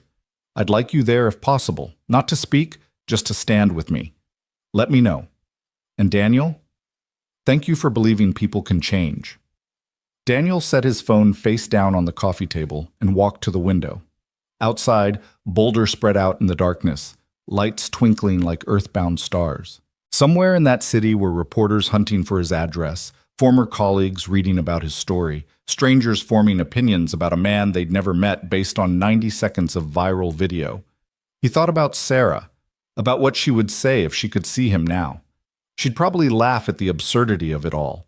Her husband, who'd once briefed senators and flown with presidents now famous for being a janitor who could fly. But she'd also understand the fear underneath, the terror of reaching for something precious and losing it again. "What do I do, Sarah?" he whispered to the empty room. "How do I know which choice is right?" The answer came not in words, but in a memory. Sarah in the hospital during her final weeks, so weak she could barely lift her head, looking at him with those eyes that saw everything. "Promise me you'll live," she'd said. "Not just exist, not just survive. Actually live. Be brave enough to want things, to try things, to fail and try again. Show Maya what it looks like to be fully human." He'd promised, though at the time he'd had no idea how to keep that promise. In the years since, he'd interpreted it as meaning be present, be stable, be the steady anchor Maya needed.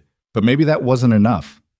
Maybe living meant being willing to fly again, to risk pain and loss and disappointment because the alternative was a half-life spent watching from the ground. Daniel pulled out his phone and typed 3 messages.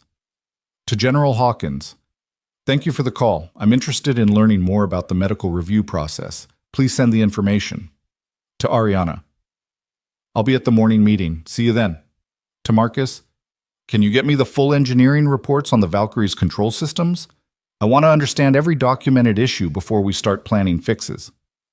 The responses came quickly. General Hawkins sent a formal email with links to medical evaluation procedures. Ariana replied with a simple thumbs-up emoji that made Daniel smile despite everything. And Marcus sent back, "Already compiled. I'll have them ready for you tomorrow. It's good to have you on the team, Colonel." Daniel looked at that last message for a long moment, then corrected gently, "Just Daniel. The rank belongs to who I was. I'm still figuring out who I am now." Marcus replied immediately, "Fair enough, but whoever you're becoming, I'm glad he's here." That night, Daniel dreamed of flying. Not the old dreams where he was back in combat, rotor wash and gunfire, and the weight of responsibility crushing him. Instead, he dreamed of teaching Maya to fly, the two of them in a small helicopter over the mountains, her hands on the controls while he guided her through the basics. In the dream, Sarah was in the back seat, smiling, proud of both of them. When he woke, his face was wet with tears, but they weren't entirely sad. Grief and hope had tangled together into something new, something he didn't have words for yet, but which felt like the beginning of healing. The morning arrived with an unusual chill, frost thick on the windows and the mountains sharp against a crystalline sky.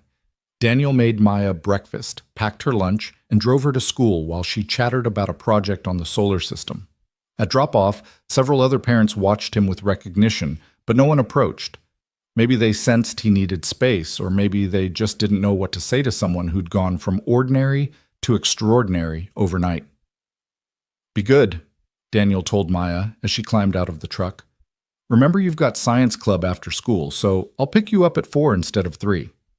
"Okay, Daddy, are you going to fly more helicopters today?" "Maybe. Probably just talking about helicopters, though." "That's good, too. Talking is important." She shouldered her backpack and started to walk away, then turned back. "Daddy, I'm proud of you." The words hit him square in the chest. "I'm proud of you too, Butterfly, every single day." He watched her disappear into the school building, then drove to Horizon Aerotech with his heart full of a feeling he couldn't quite name. When he pulled into the parking lot, he saw exactly what Marcus had warned him about. 3 news vans with satellite equipment, reporters and camera crews clustered near the main entrance. Security guards were keeping them corralled, but they perked up when Daniel's truck appeared, recognizing it from the background of yesterday's videos. A woman in a red suit with a microphone started jogging toward him, her cameraman following. "Mr. Reed! Daniel, can we ask you a few questions about—" Daniel rolled up his window and drove past them to the employee entrance on the far side of the building where additional security had been posted. A guard he didn't recognize checked his ID, then waved him through with a respectful nod. Inside, the hallways were buzzing with energy, employees clustered in groups speaking in hushed, excited tones. The all-hands meeting wasn't scheduled for another hour, but clearly word had spread that something significant was happening. Daniel made his way to the facilities office, where Carol greeted him with a huge smile and a pastry from the fancy bakery across town. "Congratulations on your new position, though I'm a little sad I'm losing my best janitor." "You're not losing me entirely. Part-time consulting means I'll still be around, just wearing different hats." "Different uniform, too, I assume. Can't exactly meet with military procurement officers in a Navy jumpsuit." Daniel looked down at his standard facilities uniform and realized she was right. He'd need actual professional clothes. Button-down shirts, slacks, maybe even a blazer. The wardrobe of someone who sat in meetings instead of cleaned them up afterward. "I haven't thought that far ahead," he admitted. "Well, think fast. Ariana wants you on stage with her at the All Hands in 45 minutes, and you can't go looking like—" Carol gestured vaguely at his outfit. "Like this. No offense." "None taken. But Carol, I don't have anything else to wear. This is it." She studied him with the assessing eye of someone who'd raised 3 sons. "What size shirt? Large?" "Usually, yeah." "Wait here." She disappeared into her office and emerged 5 minutes later with a clean white button-down shirt still in dry cleaning plastic and a pair of dark slacks. "My sons. He left them here 6 months ago after a job interview and never came back for them. They should fit close enough." Daniel accepted the clothes gratefully and changed in the facility's bathroom, studying his reflection in the mirror afterward. The white shirt was slightly tight across the shoulders, but otherwise fit well. The slacks were maybe an inch too long, but looked professional enough. Combined with his worn leather jacket and the only pair of decent shoes he owned, he looked like someone between worlds. Not quite military, not quite civilian, not quite janitor, not quite consultant. He looked like someone in transition, which was probably accurate. The main auditorium at Horizon Aerotech could hold 500 people, and it was nearly full when Daniel arrived. Every employee from the facility had been called in. Engineers, technicians, administrative staff, security, facilities workers, cafeteria employees, even the landscaping crew. Ariana had clearly meant it when she said all hands. Marcus found him near the back. "There you are. Ariana wants you backstage before we start." "I'm not speaking, right?" She said, "Just stand with her." "That's the plan."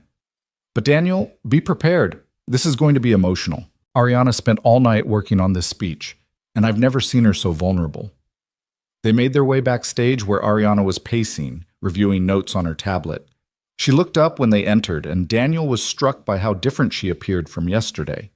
The severe bun was gone, her hair down around her shoulders. She wore a simple black dress instead of her usual power suit. The armor was off, deliberately and completely. "Daniel, thank you for coming." She glanced at his outfit. "You look good, professional." "Carol's son's clothes, actually. I don't own much beyond uniforms and jeans." Ariana smiled. "Well, consider a clothing allowance part of your consulting package. Can't have you representing Horizon in borrowed shirts." A stage manager gave them a 5-minute warning. Ariana took a deep breath, steadying herself. "I've never been this nervous before a speech. I've presented to Pentagon officials, done keynotes at international conferences, pitched to venture capitalists. But this, talking to my own employees about how badly I failed them, this terrifies me." "Then you're doing it right," Daniel said quietly. "The things worth saying are always a little terrifying." The auditorium lights dimmed, music played. The stage manager counted down, then pointed at Ariana. She walked out into the spotlight, and Daniel followed at a respectful distance, standing slightly behind and to her left. The crowd hushed immediately. 500 faces turned toward the stage with expressions ranging from curious to hopeful to skeptical. Ariana approached the microphone, and when she spoke, her voice was clear but softer than usual. "Thank you all for coming on short notice. I know you're busy, and I appreciate you taking time from your crucial work to be here." She paused, gathering herself. 2 days ago, I made a joke at an employee's expense. I humiliated someone publicly, using my position of power to get laughs at the cost of someone's dignity. Many of you were there. Most of you have seen the video, and I want to start this meeting by saying something I should have said immediately. I was wrong. What I did was cruel, unprofessional, and beneath the standards my father set when he founded this company. The auditorium was absolutely silent. Daniel could feel the collective tension, everyone holding their breath. But the truth is, that moment wasn't an aberration. It was a symptom of something deeper, a culture I've created where fear drives performance, where honesty is punished, where people are valued based on their title rather than their humanity. Ariana's voice cracked slightly. Yesterday, the man I humiliated showed me what real leadership looks like. He stood up for safety when it would have been easier to stay silent. He demonstrated competence without ego. He negotiated terms that benefit others rather than himself. And in doing so, he held up a mirror that showed me exactly how far I've strayed from my father's vision. She gestured to Daniel. Many of you know by now that Daniel Reed isn't just a janitor. He's a decorated combat pilot, a military instructor, and someone with skills that most of us can only dream of possessing. But here's what matters more. When he had those credentials, when he had the power and prestige, he used them to serve others. And when he lost them, when life forced him into a role society considers lesser, he brought the same dignity and excellence to cleaning floors that he once brought to flying helicopters. That's character. That's integrity. And it's something I've been lacking. Ariana pulled out a folder and opened it. Effective immediately, Horizon Aerotech is implementing the following changes. First, we're conducting a comprehensive review of all wages and benefits for support staff. No one who works full-time for this company should struggle to pay rent or afford health care. Second, we're establishing an anonymous feedback system where employees at any level can report concerns about safety, ethics, or management practices without fear of retaliation. Third, we're delaying the DoD demonstration by 60 days to ensure the Valkyrie X7 meets not just our performance goals, but our safety standards. Murmurs rippled through the crowd. Daniel saw engineers exchanging surprised looks, saw James Hendricks in the third row, sitting up straighter. I've also asked Daniel to join Horizon as a part-time consultant focusing on test program design and safety protocols. He'll be working closely with James Hendricks, who I owe a public apology to for firing him unjustly, to make sure we're building not just impressive aircraft, but safe ones flown by respected, supported pilots. Ariana set down her notes and gripped the podium. My father used to say that a company's values are revealed not in its mission statement, but in how it treats people when no one is watching. For too long, I've treated people as resources to be optimized rather than as individuals deserving of respect. That changes today. Not because it's good PR, not because a video went viral, but because it's right. And if you don't believe me, if you think this is just corporate theater, I invite you to hold me accountable. Watch what I do, not what I say. And if I slip back into old patterns, call me out, loudly, publicly, because the only way we become better is by refusing to tolerate being worse. She stepped back from the podium, and for a moment nothing happened. Then someone in the middle of the auditorium started clapping. Others joined in. Within seconds, the entire room was on its feet, applause thundering through the space. Daniel saw people crying, Carol in the back row, Marcus in the front, even some of the hardened engineers who probably hadn't shown emotion at work in years. Ariana's eyes found Daniel's, and he saw gratitude and terror mixed together in her expression. She just made herself vulnerable in front of her entire company, had admitted failure and promised change. Now came the hard part, actually following through. The meeting transitioned into a Q&A session where employees could ask questions or voice concerns. Daniel was struck by the thoughtfulness of the questions and by Ariana's willingness to sit with uncomfortable truths. When a cafeteria worker asked why it took a viral video for the CEO to notice wage inequality, Ariana didn't deflect or make excuses. She simply said, "Because I was willfully blind to problems that didn't directly affect me. I'm sorry, and I'm listening now." After the meeting ended, Daniel was surrounded by people wanting to shake his hand, thank him, share their own stories of being overlooked or underestimated. A young engineer told him about her father, a mechanic who'd taught her everything about aviation despite never flying himself. A security guard shared his experience as an Army helicopter crew chief. A woman from HR quietly admitted she'd been preparing to leave Horizon because of the toxic culture but was now reconsidering. Through it all, Daniel remained gracious but reserved, aware that this attention was still new and potentially dangerous. He wasn't anyone's savior, didn't want to be anyone's symbol. He was just a man trying to figure out how to move forward without losing the pieces of himself he'd worked so hard to preserve. Finally, Marcus rescued him. guiding him toward the engineering wing where a conference room had been set up with computers, whiteboards, and stacks of technical documentation about the Valkyrie X7. "Welcome to your new office," Marcus said with a smile. "Well, shared office. James will be working here too when he's not flying, and I'll probably camp out here more often than my own space. Hope you don't mind collaboration." "Collaboration is how good work gets done," Daniel said, settling into one of the chairs and pulling the nearest stack of reports toward him. "Now let's figure out how to fix this helicopter." For the next 6 hours, Daniel immersed himself in the technical details of the Valkyrie's control systems, hydraulic integration, and fly-by-wire architecture. He asked questions that made the engineers reconsider assumptions, suggested tests they hadn't thought of, drew on his military experience to identify potential failure modes that only someone who'd flown in actual combat would recognize.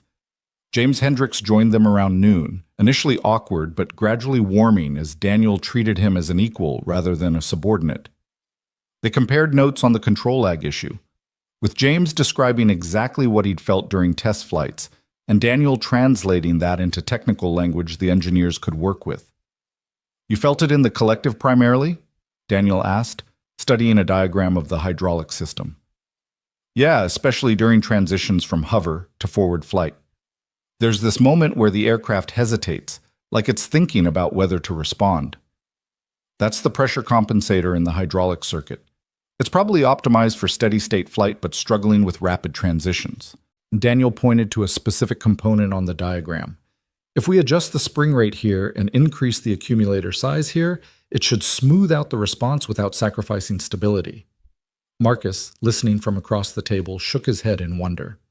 "That's exactly what our simulations suggested, but none of us could articulate why. How did you know that instantly?" "Because I felt that exact hesitation in Blackhawks with worn hydraulic components. The sensation is the same even if the underlying architecture is different." Daniel looked up at their impressed faces and shrugged. "Book knowledge is valuable, but there's no substitute for time in the seat experiencing how things actually feel when they go wrong." They worked straight through lunch, ordering sandwiches that arrived cold because everyone forgot to eat them. The whiteboard filled with equations and diagrams. The engineering team contributed ideas that Daniel refined, building on each other's expertise in a way that felt collaborative rather than hierarchical. At 3:30, Daniel's phone alarm went off. Time to pick up Maya from science club. He stood reluctantly, aware that he'd just hit a productive flow state. "I have to get my daughter," he explained, "but I can work from home tonight if you want to send me more documentation to review." "Or," Marcus suggested carefully, "you could bring Maya here tomorrow. Show her around, let her see where her dad works. We have a pretty good STEM education program for employees' kids, and I know the team would love to meet her." Daniel hesitated, protective instincts warring with the recognition that sheltering Maya completely might do more harm than good. "Let me ask her. If she's interested, I'll bring her by." As he drove to Maya's school, Daniel reflected on how surreal the day had been. 24 hours ago, he'd been a janitor worried about losing his job. Now he was consulting on aircraft design, fielding calls from generals, and navigating a level of public attention he'd never wanted. The whiplash was disorienting, but underneath the chaos, something felt right. Using his skills again, contributing to something larger than himself, being seen as whole person rather than just a role. It fed a part of him he hadn't realized was starving. Maya burst out of science club full of excitement about a project involving circuits and LED lights. On the drive home, Daniel asked, "How would you feel about coming to my work tomorrow? Meeting some of the people I'm working with, seeing the helicopters?" Her eyes went huge. "Really? I can see the helicopters." "If you want to." Yes. Can I bring my camera? Can I take pictures? Will you let me sit in one?" Daniel laughed at her enthusiasm. "We'll see what's possible. But Butterfly, you need to understand, my work is going to be different now. I won't be home at 3 o'clock every day like I used to be. Sometimes I might need to work late or travel for a few days. We'll have to figure out care arrangements, maybe hire someone to help when I can't be there." Maya's excitement dimmed slightly. "Because you're flying again?" "Because I'm helping to build better helicopters, which means my schedule will be less predictable. But Maya, I promise, you come first, always. If you need me, I'm there. If something is important to you, I'm there. The work is important, but you're more important. Okay? She nodded, satisfied with this answer in the way only children can be satisfied, their trust absolute until given reason to doubt. Okay, Daddy, but I still get to come tomorrow, right? Absolutely.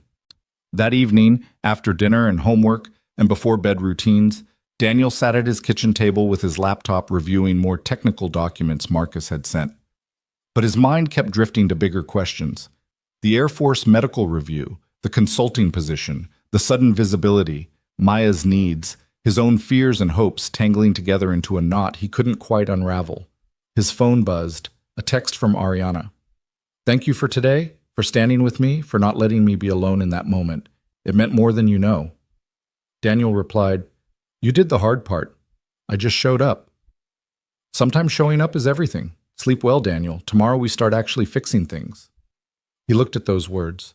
Tomorrow we start actually fixing things, and felt something settle in his chest. Not peace exactly, but purpose. For 5 years he'd been in survival mode, protecting what remained, careful not to want too much or reach too far. But maybe survival wasn't enough anymore. Maybe it was time to actually live again, with all the risk and possibility that implied. Outside his window, the November night was clear and cold. Stars scattered across the sky like scattered hopes. Daniel thought of Sarah, of the promise he'd made to her, of Maya sleeping peacefully down the hall, of the Valkyrie X7 waiting in its hangar, of the sky that had always been his first love and greatest loss. Okay, he whispered to all of it, the past, the future, the uncertainty between them. Let's see where this goes. And for the first time in 5 years, he felt ready for whatever answer came back. The morning Maya came to Horizon Aerotech marked the beginning of something Daniel couldn't have predicted. She dressed herself in her favorite purple shirt and the jeans with stars on the pockets, carrying her small digital camera like a treasure. During the drive, she peppered him with questions about helicopters until Daniel's throat was dry from answering, but he loved every second of it. This bright curiosity, this fearless interest in his world. The media presence had thinned at the facility's entrance, though a few die-hard reporters still lingered hoping for another viral moment. Security waved Daniel through without incident, but Maya pressed her face against the window, watching everything with wide eyes. Is this where you work now, Daddy? Part of the time, yeah. The rest I'll work from home so I can still be around when you need me. But this is where the helicopters are? This is where the helicopters are. Marcus met them in the lobby, and Daniel watched his daughter transform from shy to confident when the old engineer knelt down to her level and said, You must be Maya. Your dad's told us you're pretty much a genius. Is that true? Maya giggled. I'm good at science, and I can do fractions now, which is really hard. Fractions are the worst, Marcus agreed solemnly. I have 3 engineering degrees, and I still don't like them. Come on, let's go see some cool stuff before your dad has to be boring and look at technical documents. They walked through corridors that hummed with morning energy, and Daniel noticed how people's reactions had shifted. Yesterday, they'd looked at him with shock and curiosity. Today, there was respect, warmth, even a few people who stopped to thank him quietly for what he'd said about dignity and visibility. It was simultaneously gratifying and uncomfortable, this new social territory he hadn't quite learned to navigate. The main hangar was bustling with activity when they arrived. The Valkyrie X7 had been moved to a maintenance bay where technicians were already implementing the hydraulic system modifications Daniel had suggested yesterday. James Hendricks stood nearby consulting with the engineering team, but when he saw Maya, his expression softened completely. Well, hello there, James said, walking over. You must be the famous Maya I've heard about. Maya looked up at her father for permission, and when Daniel nodded, she said politely, I'm not famous. My dad is famous now because he flew your helicopter. That's true. And he flew it better than I ever did, which is pretty humbling for a guy who thought he was hot stuff. James winked at her. Want to see inside the cockpit? Her entire face lit up. Really? I can? If your dad says it's okay, absolutely. Daniel found himself relaxing in ways he hadn't expected. These people weren't just tolerating Maya's presence. They were genuinely welcoming her, treating her with the same respect they'd give anyone. It reminded him of the best parts of military culture, where family was understood to be part of the mission, because you couldn't ask people to be their best selves if they were worried about neglecting the people they loved. James lifted Maya up so she could see into the Valkyrie's cockpit, explaining what each instrument did in terms simple enough for a 7-year-old but respectful enough that she didn't feel patronized. She asked questions that made the surrounding engineers smile. Why do helicopters have 2 sticks when planes only have 1? What happens if the engine stops working? Can girls be pilots too? Girls can be anything, James assured her. In fact, some of the best pilots I know are women. And your dad? He taught a lot of them. He's kind of a legend in the military aviation community. Maya looked back at Daniel with an expression he couldn't quite read. Pride mixed with something else. Maybe the ongoing recalibration of understanding who her father was beyond just the man who made her breakfast and helped with homework. Daddy never told me he was a legend, she said. That's because legends usually don't talk about themselves, James replied. They just do the work and let other people figure out the rest. Ariana appeared from the direction of the executive offices, moving with less of her usual brisk confidence and more of a tentative energy, like someone still learning new patterns. She dressed more casually today, slacks and a simple blouse instead of power suits, and when she saw Maya, she stopped and smiled. You must be Maya. I'm Ariana. I work with your dad. You're the lady from the video, Maya said with characteristic directness. The one who said you'd marry my dad if he flew the helicopter. A ripple of amused tension went through the nearby employees. Ariana's smile didn't falter, though Daniel saw the slight flush in her cheeks. That's right. I said something foolish trying to be funny, and your dad showed me that people deserve respect regardless of their job. He's a very wise man. I know, Maya said simply. He's the best dad in the world. Something in Ariana's expression cracked, vulnerability showing through the professional facade. I'm sure he is. And Maya, I want you to know that everyone here is grateful your dad is sharing his time and knowledge with us. We promise to respect his need to be there for you, okay? You come first. Maya considered this seriously, then nodded her approval. Okay, but can I visit sometimes? This place is really cool. Anytime you want. We'll even set up a special visitor badge just for you. While Maya was occupied with James and Marcus giving her a comprehensive tour of the hangar, Ariana pulled Daniel aside to a quiet corner where they could talk without being overheard. The board met last night, she said without preamble. Emergency session after yesterday's announcement. 3 members wanted to force a vote of no confidence, argued that delaying the DoD demonstration would cost us the contract and tank our stock price. Daniel felt his stomach tighten. What happened? I reminded them that my father gave me controlling interest specifically so the board couldn't override decisions about company values. Then I showed them preliminary data Marcus compiled overnight, analysis suggesting that if we'd gone forward with the demonstration without fixing the control issues, we had a 73% chance of a serious incident. Ariana's voice was steady, but Daniel could hear the strain underneath. I told them I'd rather lose a contract than risk someone's life, and if they couldn't support that priority, they were welcome to resign. Did they? 2 did. The 3rd abstained from the vote, but stayed on. The rest of the board, to their credit, actually seemed relieved someone finally said it out loud, that safety matters more than timelines. She looked at him directly. But Daniel, I want you to understand the stakes. If the Valkyrie demonstration fails after this delay, if the DoD goes with another contractor, Horizon will take a significant financial hit. Jobs will be lost. My leadership will be questioned by shareholders. I'm betting everything that doing this right matters more than doing it fast. It does matter more, Daniel said firmly. And the demonstration won't fail. We're going to fix the actual problems, test thoroughly, and show the DoD an aircraft they can trust. That's more valuable than showing them something impressive that might kill their pilots 6 months into deployment. You sound very certain. I am certain, not because I'm arrogant, but because I've seen what happens when people prioritize performance over safety.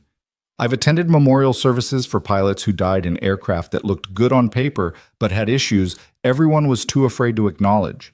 I've written letters to families explaining that their loved one's death served a purpose, knowing that no purpose justifies preventable tragedy. His voice caught slightly. I won't be part of that again. If you're asking me to help build something that puts pilots at risk to meet a deadline, I'll walk away right now. Ariana was quiet for a long moment, watching Maya across the hangar as she laughed at something Marcus was showing her. She looks like you, Same eyes, same way of tilting her head when she's thinking. She has her mother's spirit, though. Sarah was fearless about learning new things, diving into subjects just because they interested her. Maya's the same way. Last month, she decided she wanted to understand how the internet works, so I spent 2 weeks explaining networks and protocols and data packets to a second grader. Did she understand it? Enough to build a basic web page about her favorite book series. 7 years old, and she's already coding. Daniel smiled, the pride evident in his voice. I'm raising someone remarkable, Ms. Locke, and I need to make sure the world I'm helping build is worthy of her. Then let's build something worthy, Ariana said. And Daniel? Call me Ariana. The formality feels wrong after everything. Over the next 2 weeks, Daniel fell into a rhythm that felt both foreign and familiar. Mornings were for Maya, breakfast, school drop-off, sometimes helping in her classroom when they needed parent volunteers. Then he'd head to Horizon, where he'd spend 4 to 6 hours working with the engineering team and James on Valkyrie modifications. Late afternoons were pickup, homework help, dinner, bedtime routines. Evenings, after Maya slept, he'd review technical documents and respond to emails, often working until midnight. It was exhausting and exhilarating in equal measure. The hydraulic system modifications they'd designed tested beautifully in simulation, eliminating 90% of the control lag James had experienced. They discovered 2 other issues during the review process: a resonance frequency in the tail rotor assembly that could cause vibration at certain speeds, and a subtle asymmetry in the main rotor blade weights that would have become problematic during aggressive maneuvers. Problems that might not have been caught until someone died. This is what good engineering looks like, Marcus said one afternoon as they reviewed test data. Not rushing to be first, but being thorough enough to be right. James had transformed from the exhausted, defensive pilot Daniel had first seen into something closer to a partner. They'd fly test sequences together, with James in the cockpit reporting exactly what he felt, and Daniel on the ground interpreting those sensations through the lens of someone who'd experienced thousands of flight hours in dozens of aircraft. The collaboration produced insights neither could have achieved alone. You should be flying this yourself, James said, after one particularly successful test. You're better than me, Colonel. Everyone knows it. I'm better than you at some things because I'm older and have more experience, Daniel corrected. You're better than me at other things, like adapting to new aircraft faster than anyone I've ever seen. And James? I can't fly professionally anymore. The medical retirement is real, even if one flight made it look otherwise. My back injury causes chronic pain that would be dangerous at altitude, and sometimes my left leg just stops responding to signals from my brain. I can compensate for short demonstrations, but sustained flight operations? I'd be a liability. But you could get reevaluated. I heard you talking to someone about that. Daniel had indeed begun the medical review process with the Air Force, driven by a combination of curiosity and hope he didn't want to examine too closely. The initial paperwork was daunting: medical records, detailed history of symptoms, statements from current physicians. He'd completed it all with Maya doing homework beside him at the kitchen table, occasionally asking what he was writing. I could, Daniel acknowledged, but even if I'm cleared medically, I'm not sure I want to go back to active duty. That life consumed me once, James. It made me good at my job, but not always good at being present for the people I loved. Sarah understood, but Maya never knew that version of me, and I'm not sure I want her to. What if you could do both? Be the pilot and the dad? Then I'd be doing both badly, Daniel said, with certainty that came from experience. Some people can balance it. I never could. When I was flying, I was all in on flying. When I'm with Maya, I'm all in on being her dad. Maybe that makes me inflexible, but it's honest about my limitations. The conversation stayed with him, though, tumbling through his mind during quiet moments. The truth was that flying the Valkyrie again had awakened something he'd thought was dead. Not the ambition or the need for validation, but the simple, pure joy of being in the sky. That feeling of freedom, of three-dimensional movement, of working with a machine that responded to the slightest input, nothing else compared. And knowing it was still there, still possible, made choosing to stay grounded both harder and more meaningful. 3 weeks after the viral video, Daniel received a formal letter from the Air Force Medical Evaluation Board at Wright-Patterson. They'd reviewed his file and wanted him to come to Ohio for a comprehensive evaluation. 3 days of testing, including physical exams, neurological assessments, flight simulator trials, and psychological evaluations. It would mean leaving Maya, arranging care, stepping back into the military world he'd left behind. He was sitting at his kitchen table staring at the letter when Maya came in for breakfast, still wearing her Constellation pajamas. "What's that?" she asked, pouring cereal with the careful concentration of someone who'd only recently been trusted with the milk jug. "A letter from the Air Force. They want me to come take some tests to see if I could fly again officially." Maya stopped mid-pour. "Would you go back to the Army?" "Air Force butterfly." "And I don't know. That's what the tests would help figure out." "Would you have to leave me?" The fear in her voice was a knife to his heart. "No, baby, never. Even if I could fly again, even if they offered me a job, I would only take it if it meant staying near you. I promise." She finished pouring her cereal and sat down across from him. "Mrs. Henderson says sometimes grown-ups have to do hard things for work. She says that's okay as long as they come back." Mrs. Henderson is right. "But Maya, I want you to understand something." Daniel set down the letter and gave her his full attention. "Nothing, and I mean nothing, is more important to me than being your dad. Not flying, not jobs, not anything. If going to Ohio for these tests would upset you or make you feel abandoned, I won't go. Your feelings matter more than anything else." Maya thought about this while eating several spoonfuls of cereal. Finally, she said, "I think you should go, because you miss flying, and maybe they can help you fly again without your back hurting. And Daddy, I'm not a baby. I can stay with someone for a few days." The maturity in her words reminded Daniel painfully of Sarah, who'd always been able to see past immediate discomfort to larger truths. "When did you get so wise?" "I've always been wise. You just notice it more now." She grinned at him, milk on her upper lip. "But you have to promise to call me every night and tell me about the tests." "I promise." That afternoon, Daniel called Wright-Patterson and scheduled the evaluation for 3 weeks out. Then he called Carol, who immediately volunteered to take Maya for the duration, waving away his concerns about imposing. "Daniel, I raised 3 boys while working full-time. One well-behaved 7-year-old girl is basically a vacation. Besides, my youngest is only 2 years older than Maya. They can have a sleepover and I'll make sure she gets to school on time and eats vegetables. It's handled. I'll pay you." "You absolutely will not. This is what community does." "You do the same for me." The assumption that he was part of a community, that people would show up for him the way he'd show up for them, was still novel enough to make Daniel's throat tight. For so long it had been just him and Maya against the world, a closed system of 2 people taking care of each other. Letting others in felt vulnerable and necessary all at once. At Horizon, the Valkyrie modifications were complete and ready for comprehensive flight testing. James had already run low-speed trials and reported that the control lag was essentially eliminated. The helicopter responded crisply now, the hesitation gone. But the real test would be pushing it to full operational specifications, the kind of aggressive maneuvers that the DoD demonstration would require. "I want you in the observer seat," James said as they prepped for the high-speed test. "If something goes wrong, you'll know what it is before I do." The observer seat is for engineers, not grounded pilots. "You're both. Come on, Colonel. I trust you more than anyone else here to keep me alive if this goes sideways."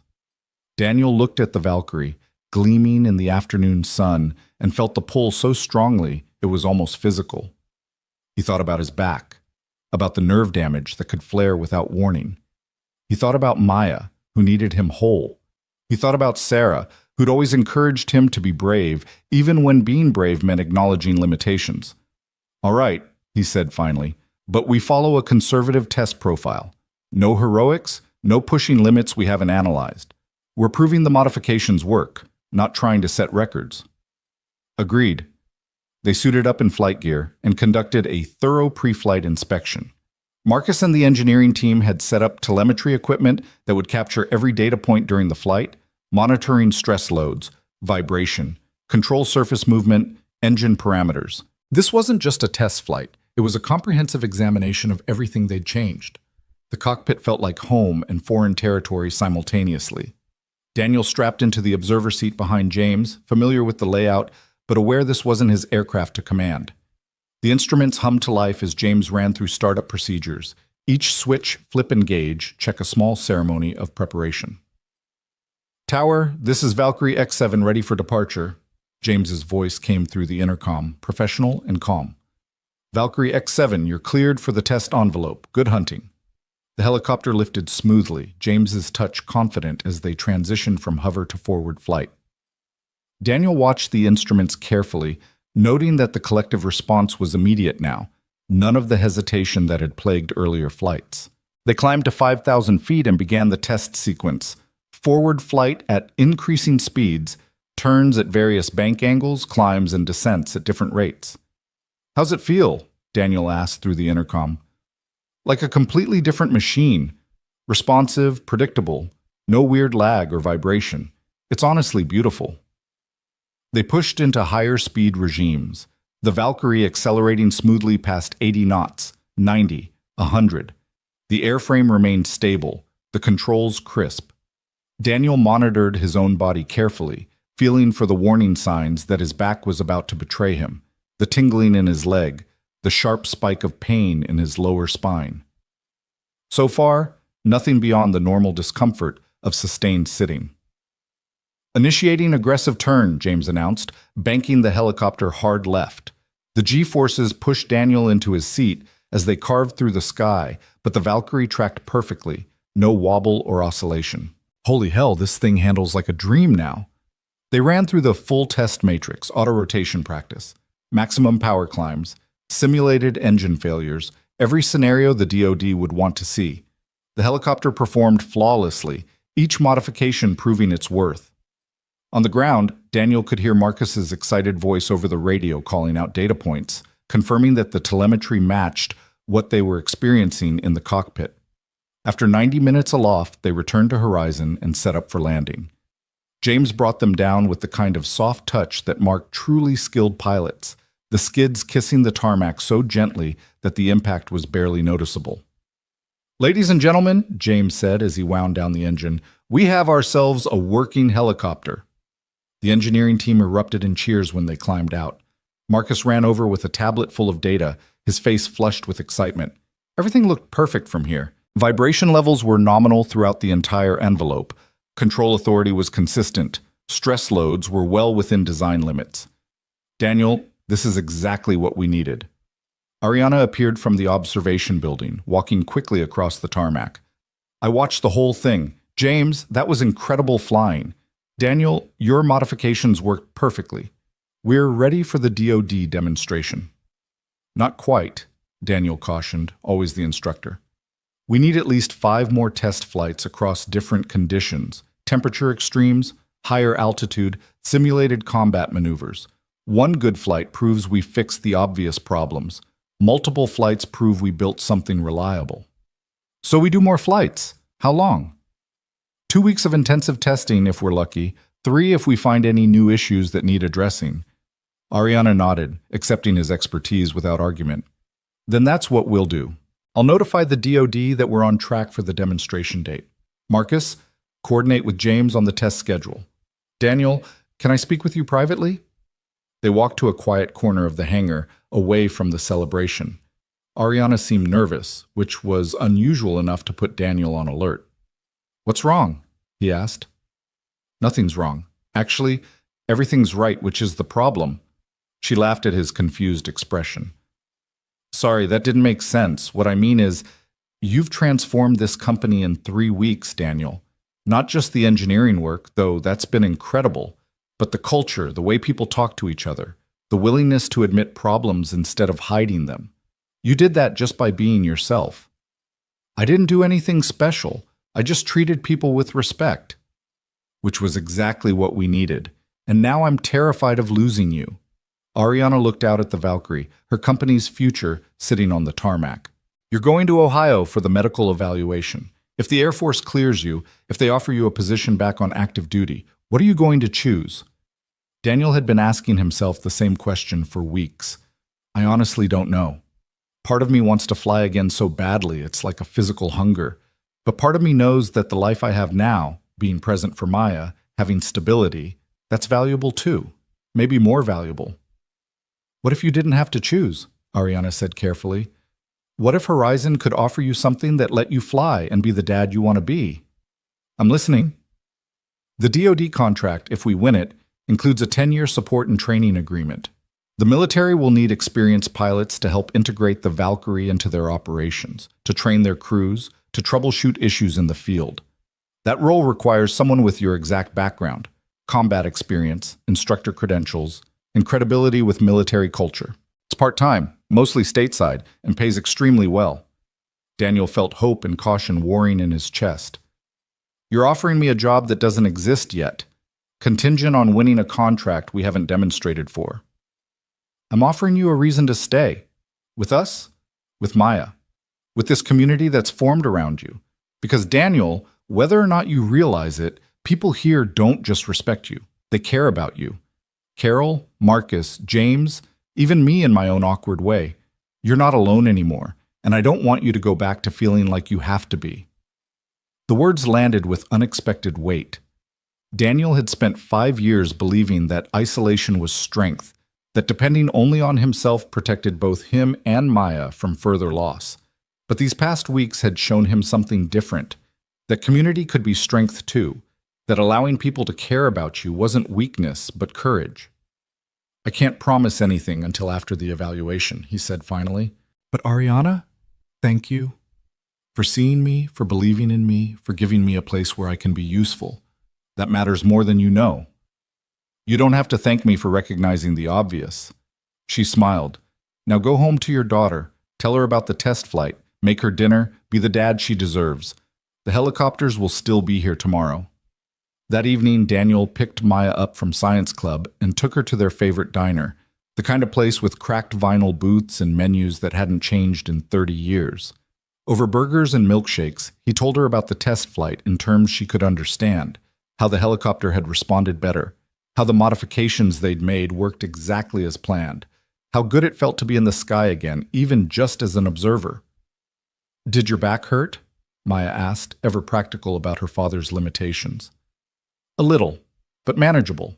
The doctors in Ohio will help figure out what's possible and what isn't. And then you'll decide about flying again? Then I'll decide with you. Because Maya, any decision I make about my future is our decision. You get a vote too. She nodded seriously, as if understanding the weight of what he was offering. Can we get dessert? Daniel laughed, grateful for the reminder that she was still 7 years old despite her occasional wisdom. Absolutely. What do you want? Chocolate cake. The really big piece. They shared the cake, Maya getting more frosting on her face than in her mouth, and Daniel felt a peace settle over him that had nothing to do with helicopters or careers or viral videos. This, sitting in a worn booth with his daughter, listening to her chatter about her science project, wiping chocolate from her chin, this was the center of his life. Everything else orbited around it. The next 2 weeks passed in a blur of test flights and data analysis. James pushed the Valkyrie through every scenario they could imagine, and the helicopter performed beautifully. A few minor issues emerged, a trim adjustment needed for high-speed flight, some vibration in a specific RPM range that required balancing the rotors more precisely, but nothing that suggested fundamental flaws. They were building something remarkable, and everyone could feel it. The night before Daniel was scheduled to leave for Ohio, Ariana hosted a dinner at her home for the core team. Her house was stunning, modern architecture perched in the foothills with views of the mountains and the city spreading out below like scattered jewels. But she'd made it warm somehow, personal touches that spoke to the woman underneath the CEO persona. Photos of her father throughout the house. His presence still felt years after his death. Marcus, James, Daniel, and several senior engineers gathered around a table laden with food Ariana had admitted she'd ordered in because cooking wasn't her strength. The conversation flowed easily, technical talk mixing with personal stories, laughter erupting at shared jokes. Daniel watched these people who'd become something like friends and marveled at how quickly life could change. A toast, Ariana said, standing with her wine glass raised. 3 weeks ago, I made a terrible joke at the expense of someone I'd underestimated. Today, that man has helped us build an aircraft I'm genuinely proud of, and more importantly, He's helped us become a company worthy of my father's vision. To Daniel, for showing us that expertise and humility aren't contradictions and that real leadership is measured in how you lift others up, not how you tear them down. To Daniel, everyone echoed, glasses clinking. Speech, someone called out. Daniel stood reluctantly, uncomfortable with attention, but recognizing the moment required words. I'm not good at speeches. The military taught me to brief missions, not inspire people. But I'll say this. 3 weeks ago, I was invisible. Not because of any conspiracy or cruelty, but because I'd chosen to be. After losing Sarah after leaving the Air Force, I decided the safest thing was to disappear into a simple life where expectations were low and disappointment was impossible. You all changed that. Not by forcing me into visibility, but by showing me that being seen can be a gift instead of a burden. So thank you. For the work, for the friendship, and for reminding me that hiding from life isn't the same as living it. The table erupted in applause. Marcus was crying again, unashamed of his emotions. James raised his glass in a private salute that carried the weight of pilot-to-pilot respect. And Ariana smiled with something that looked like hope. Later, as people were leaving, Ariana caught Daniel alone on the deck overlooking the city. Whatever happens in Ohio, whatever you decide about your future, I want you to know that you have a home here. Not just a job, but a place where people care about you and Maya. Don't forget that. I won't, Daniel promised. And Ariana, you've changed too. The person hosting this dinner, bringing people together, celebrating the team, that's not the same CEO who mocked a janitor 3 weeks ago. No, she agreed softly. She's not. And I'm grateful every day that you gave me the chance to become someone better. The next morning, Daniel kissed Maya goodbye at Carol's house, holding her tight and promising to call every night. She was brave about it, only crying a little, and Carol shooed him away with assurances that everything would be fine. The flight to Ohio was unremarkable, time spent reviewing medical documents and trying not to think too hard about what the evaluations might reveal. Wright-Patterson Air Force Base was enormous, a small city dedicated to military aviation research and development. When Daniel checked in at the medical center, he was greeted by a young airman who looked at his file and said with obvious respect, "Lieutenant Colonel Reed, it's an honor, sir. My instructor at Fort Rucker trained under you. He says you're a legend." "I'm just a guy who flew helicopters," Daniel said, but the words felt automatic now, a deflection he wasn't sure he believed anymore. The evaluations were grueling, physical examinations that tested his range of motion, his pain levels, his neurological responses. Hours in MRI machines mapping the exact nature of his spinal injury. Cognitive tests measuring reaction time and decision-making under stress. Flight simulator trials where they could monitor his physiological responses to the demands of piloting while simultaneously assessing his skills. On the second day, during a particularly challenging simulator scenario involving multiple system failures in a combat environment, Daniel's left leg went completely numb. He compensated automatically, using his right foot on both pedals and adjusting his technique, but the supervising physician noticed immediately. "Colonel, are you experiencing symptoms?" Left leg loss of sensation. It happens sometimes. They stopped the simulation and ran more tests. The senior neurologist, a colonel named Patterson with gray hair and kind eyes, explained what they were seeing. The shrapnel damaged nerve pathways in your lower spine. Some healing has occurred, more than we typically see, but the damage is permanent. Under normal circumstances, your compensation strategies are excellent. But sustained flight operations, especially combat scenarios where unpredictable demands occur, pose significant risk. If that leg fails at the wrong moment during a critical maneuver, the results could be catastrophic. "So I can't fly," Daniel said, feeling the door close even though part of him had always known it would. "Not in a military capacity requiring full operational readiness, no." However, Patterson pulled up imaging on his computer screen. The healing that has occurred is remarkable. With continued physical therapy and possibly some surgical interventions to remove scar tissue, you could potentially be cleared for civilian aviation. Less demanding scenarios, predictable conditions, aircraft with modern safety systems that can compensate for momentary incapacitation. But not combat, not instruction, not the things I was actually good at. "No," Patterson said gently. "I'm sorry, Colonel. I know that's not the answer you wanted." The third day's evaluations felt like going through motions after that conversation. The psychological assessment revealed what Daniel already knew. He carried trauma from his combat experiences and grief from losing Sarah, but both were well managed. He wasn't a danger to himself or others. He was just a man learning to live with loss, which the therapist pointed out was the human condition. On the final evening in Ohio, Daniel sat in his hotel room and called Maya as promised. "How are the tests going, Daddy?" Her voice came through bright and clear, the sound of home. "They're done. I fly back tomorrow." "Did you pass?" "It's not really about passing or failing, Butterfly. It's about understanding what my body can do and what it can't. And the doctors told me I can't fly military helicopters anymore. My back injury won't let me." "So you're not going back to the Air Force?" "No, baby. I'm staying home with you." There was a pause, and then Maya said something that broke his heart and healed it simultaneously. "I'm sad for you because I know you love flying.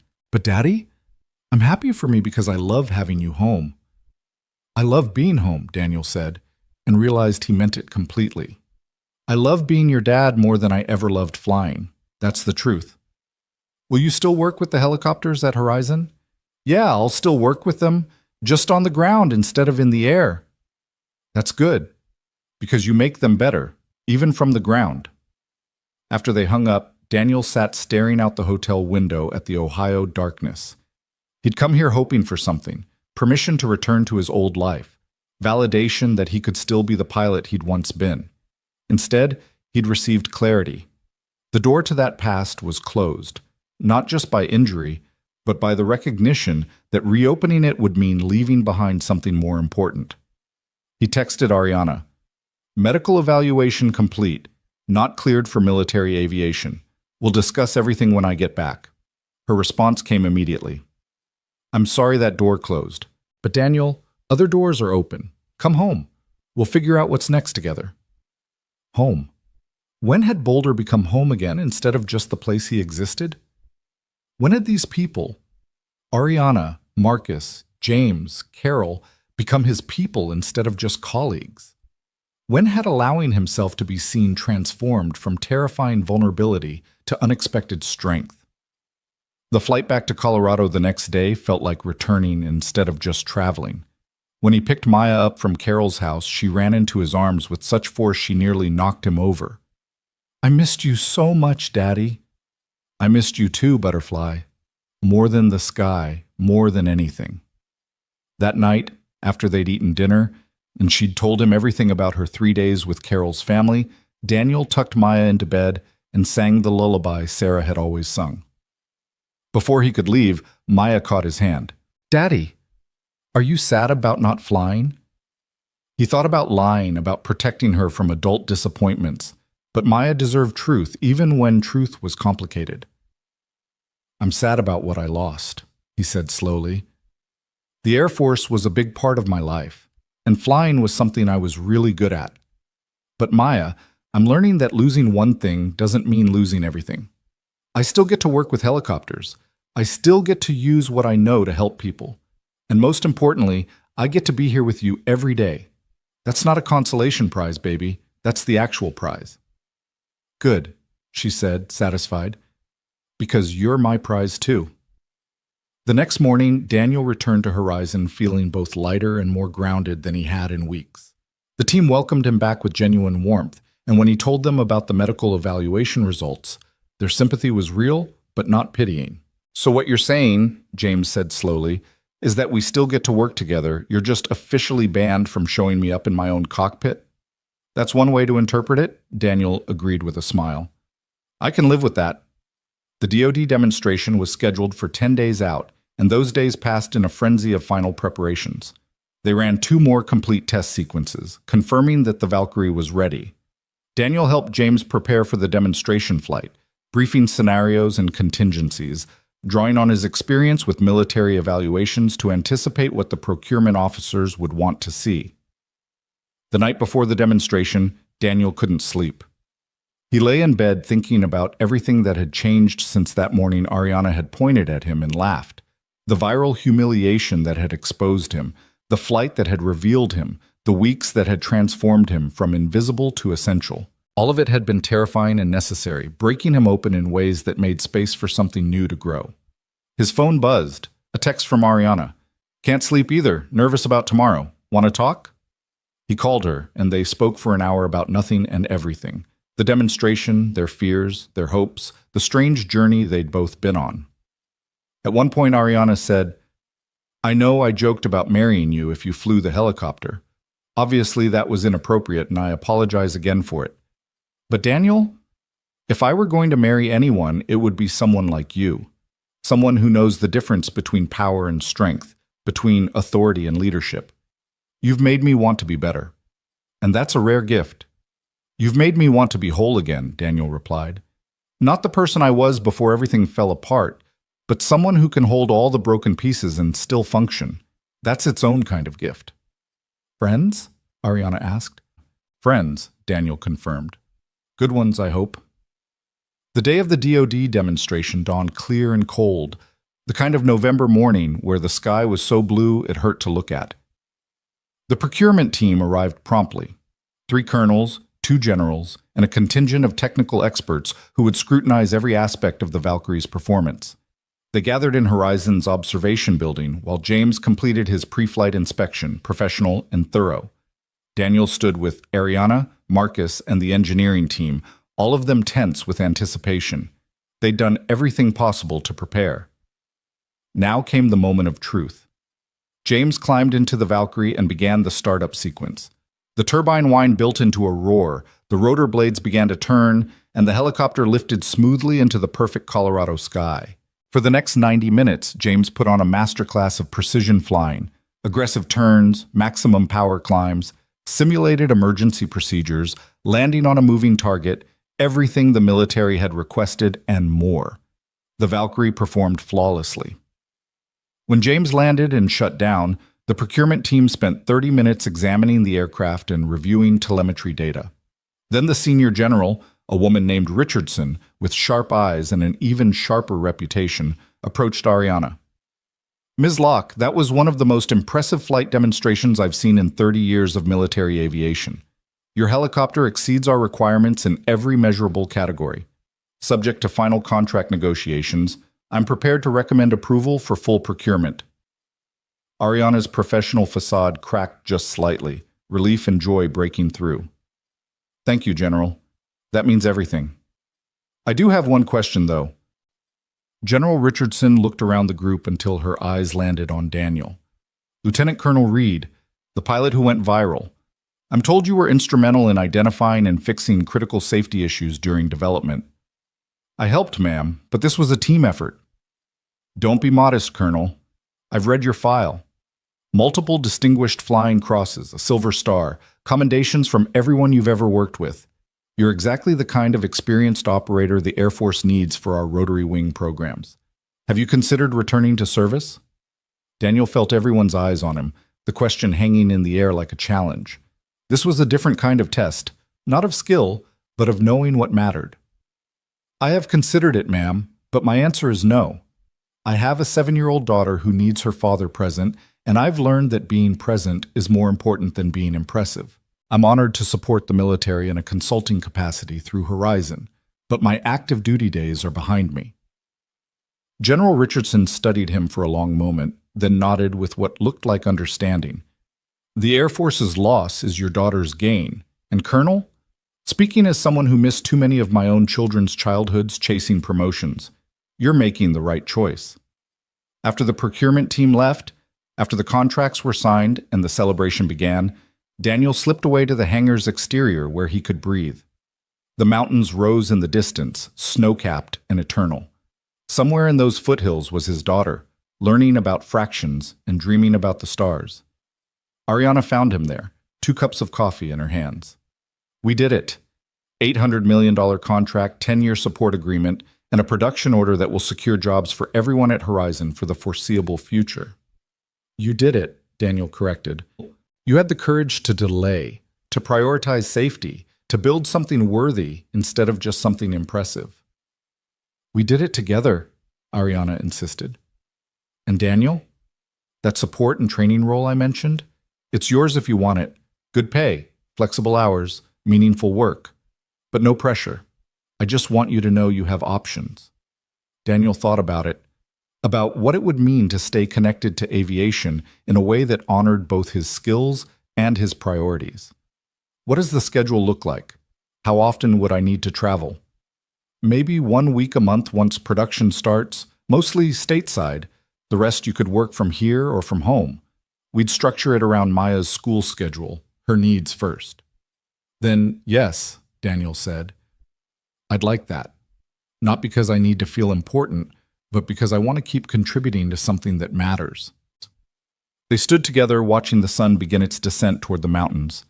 Two people who'd been broken in different ways and found unexpected wholeness in the rebuilding. Thank you, Ariana said quietly, for everything. For showing up even when I didn't deserve your presence. For believing people can change. For reminding us all what dignity looks like. Thank you for seeing me, Daniel replied, even when I was trying very hard to stay invisible. That evening, Daniel picked Maya up from school and took her to the park, even though it was cold. They sat on the swings together, rocking gently, watching other families play as the light faded. The helicopter demonstration went well today, he told her.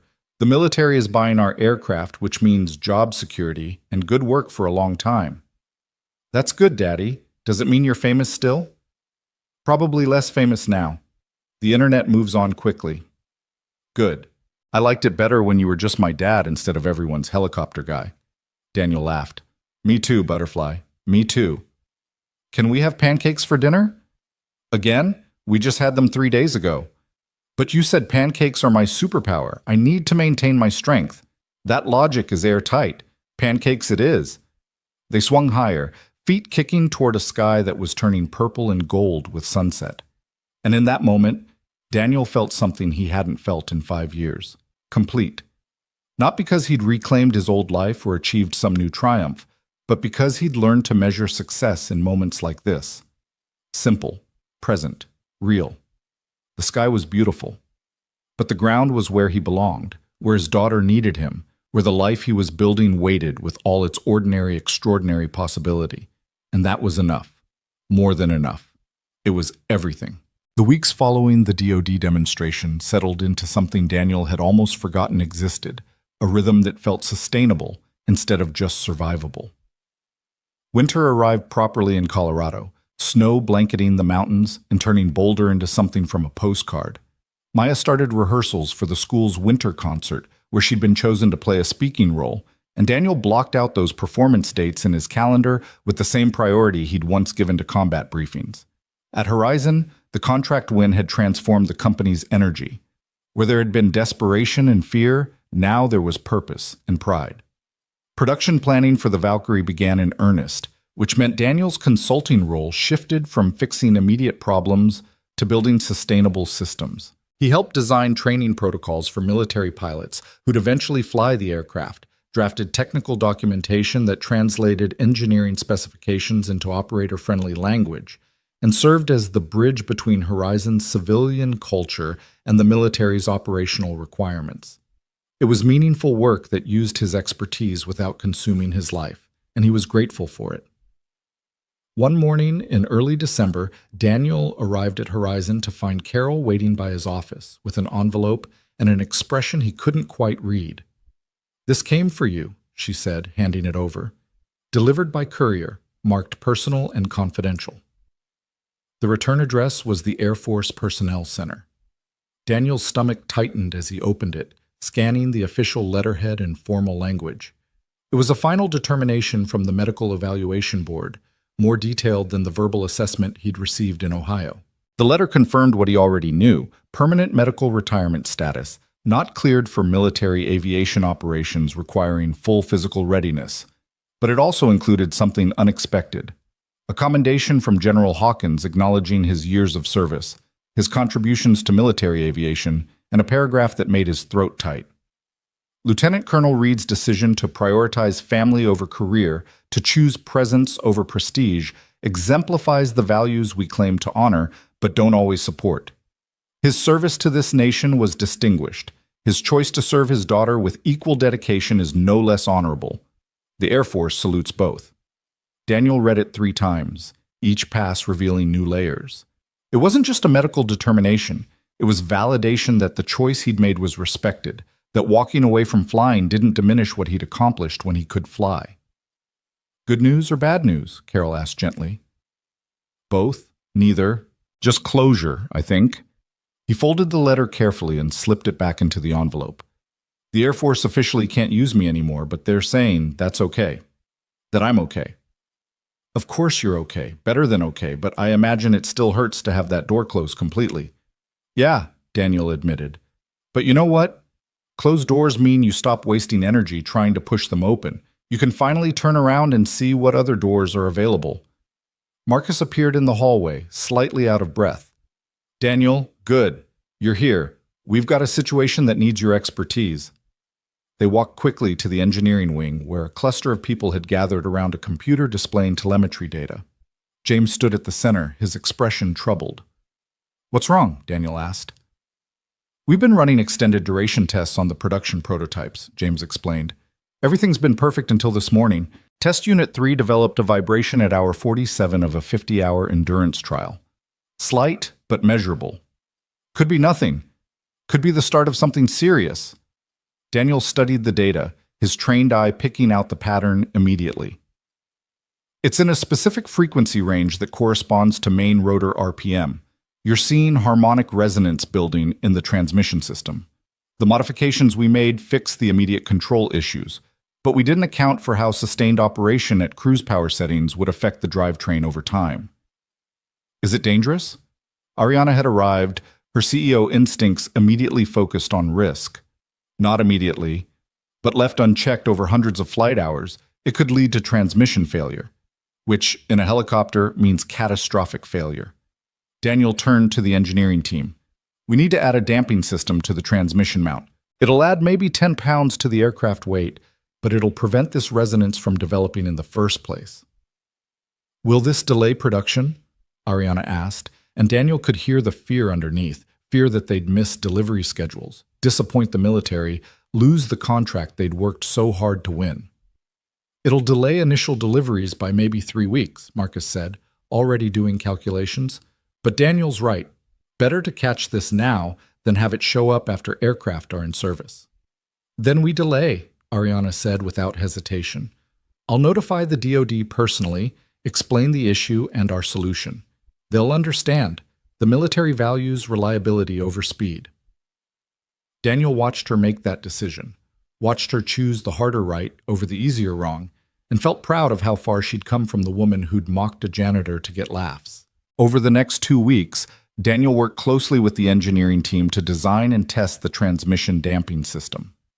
It was detailed, technical work that required patience and precision, exactly the kind of problem-solving he'd always excelled at. The solution they developed was elegant, adding minimal weight while completely eliminating the harmonic resonance issue. During those same weeks, Maya's excitement about the winter concert built to fever pitch.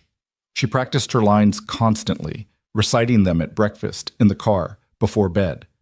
Daniel helped her memorize them, playing the other characters' parts with exaggerated voices that made her giggle even as she corrected his delivery. Daddy, you have to sound more like a snowman, not like a robot. I thought snowmen were basically frozen robots. That's not how it works. But she was laughing, and that was the whole point. The evening of the concert arrived clear and cold. The school auditorium packed with parents and grandparents and siblings all armed with cameras. Daniel sat in the third row, having arrived 45 minutes early to secure a good seat.